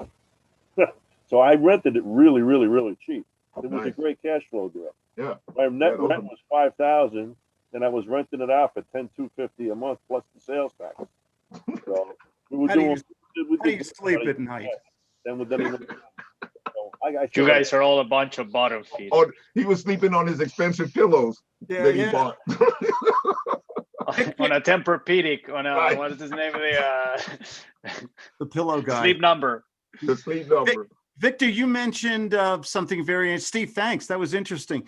Victor, you mentioned something about laundromats. So, I have a friend who's a laundromat millionaire. Is that right? All those little quarters, they add up, man. They add up like crazy, and I've kind of been learning a negotiating tactic that basically gets you into it for free. Yeah, you position yourself and the laundromat in such a way, and it's quite unique. And so I've been having phone calls and stuff. I've been gutsing people to death. Yeah, absolutely. I love any business that I can work from home, where I don't have to deal with people problems. Yeah. Okay. I don't want to be a bill collector. I don't want to be a maintenance man. I don't want to practice. I don't want to be a lawyer doing evictions. Right. It's one of the reasons I went to law school, because I was tired of paying shyster attorneys all the time. I do know. That's the one thing I love about this business. I can work from home. Mm-hmm. I don't need 30 employees. I can just make offers, and sooner or later someone will say yes if I make enough offers to the right people the right way, whether it's residential real estate or any of the different techniques you guys talk about. Yeah. Sooner or later, there's somebody out there who will say yes if you make that connection with them. Yeah, absolutely. Absolutely. Yeah. It's great. All right, you guys. I've got an appointment here that was about 3 minutes ago, so I need to jump off and talk to someone. And I just cannot tell you guys how much I appreciate you guys. Today was amazing again. Claude, thanks for jumping in here. Felipe, Michael, everybody who's involved here. Let me just do a quick roll call. Let's see. Obviously, Claude, Philip, Nathan, Steve, Michael, Alus, Aaron, Brett, Curtis Smith, Hervik, Philip on his iPhone, Johnny Bilal, Luke Quinall, Mary, Michael Goolsby, my man, Moises, Chris, Mr. Cash Offer, Stephen Lundy, Vernon, and Wei Lin. I cannot thank you guys enough for being here. We'll be here again next Wednesday, same bat time, same bat channel. And, Awesome. Thanks to you for doing this all the time. You're a good round of applause here, Mr. Walker. There you go. Thank you guys, I appreciate it. I Thank appreciate you. it. Thank you very much. Thank Yeah, you, thanks. Victor, and everyone. I will see you guys next week, okay?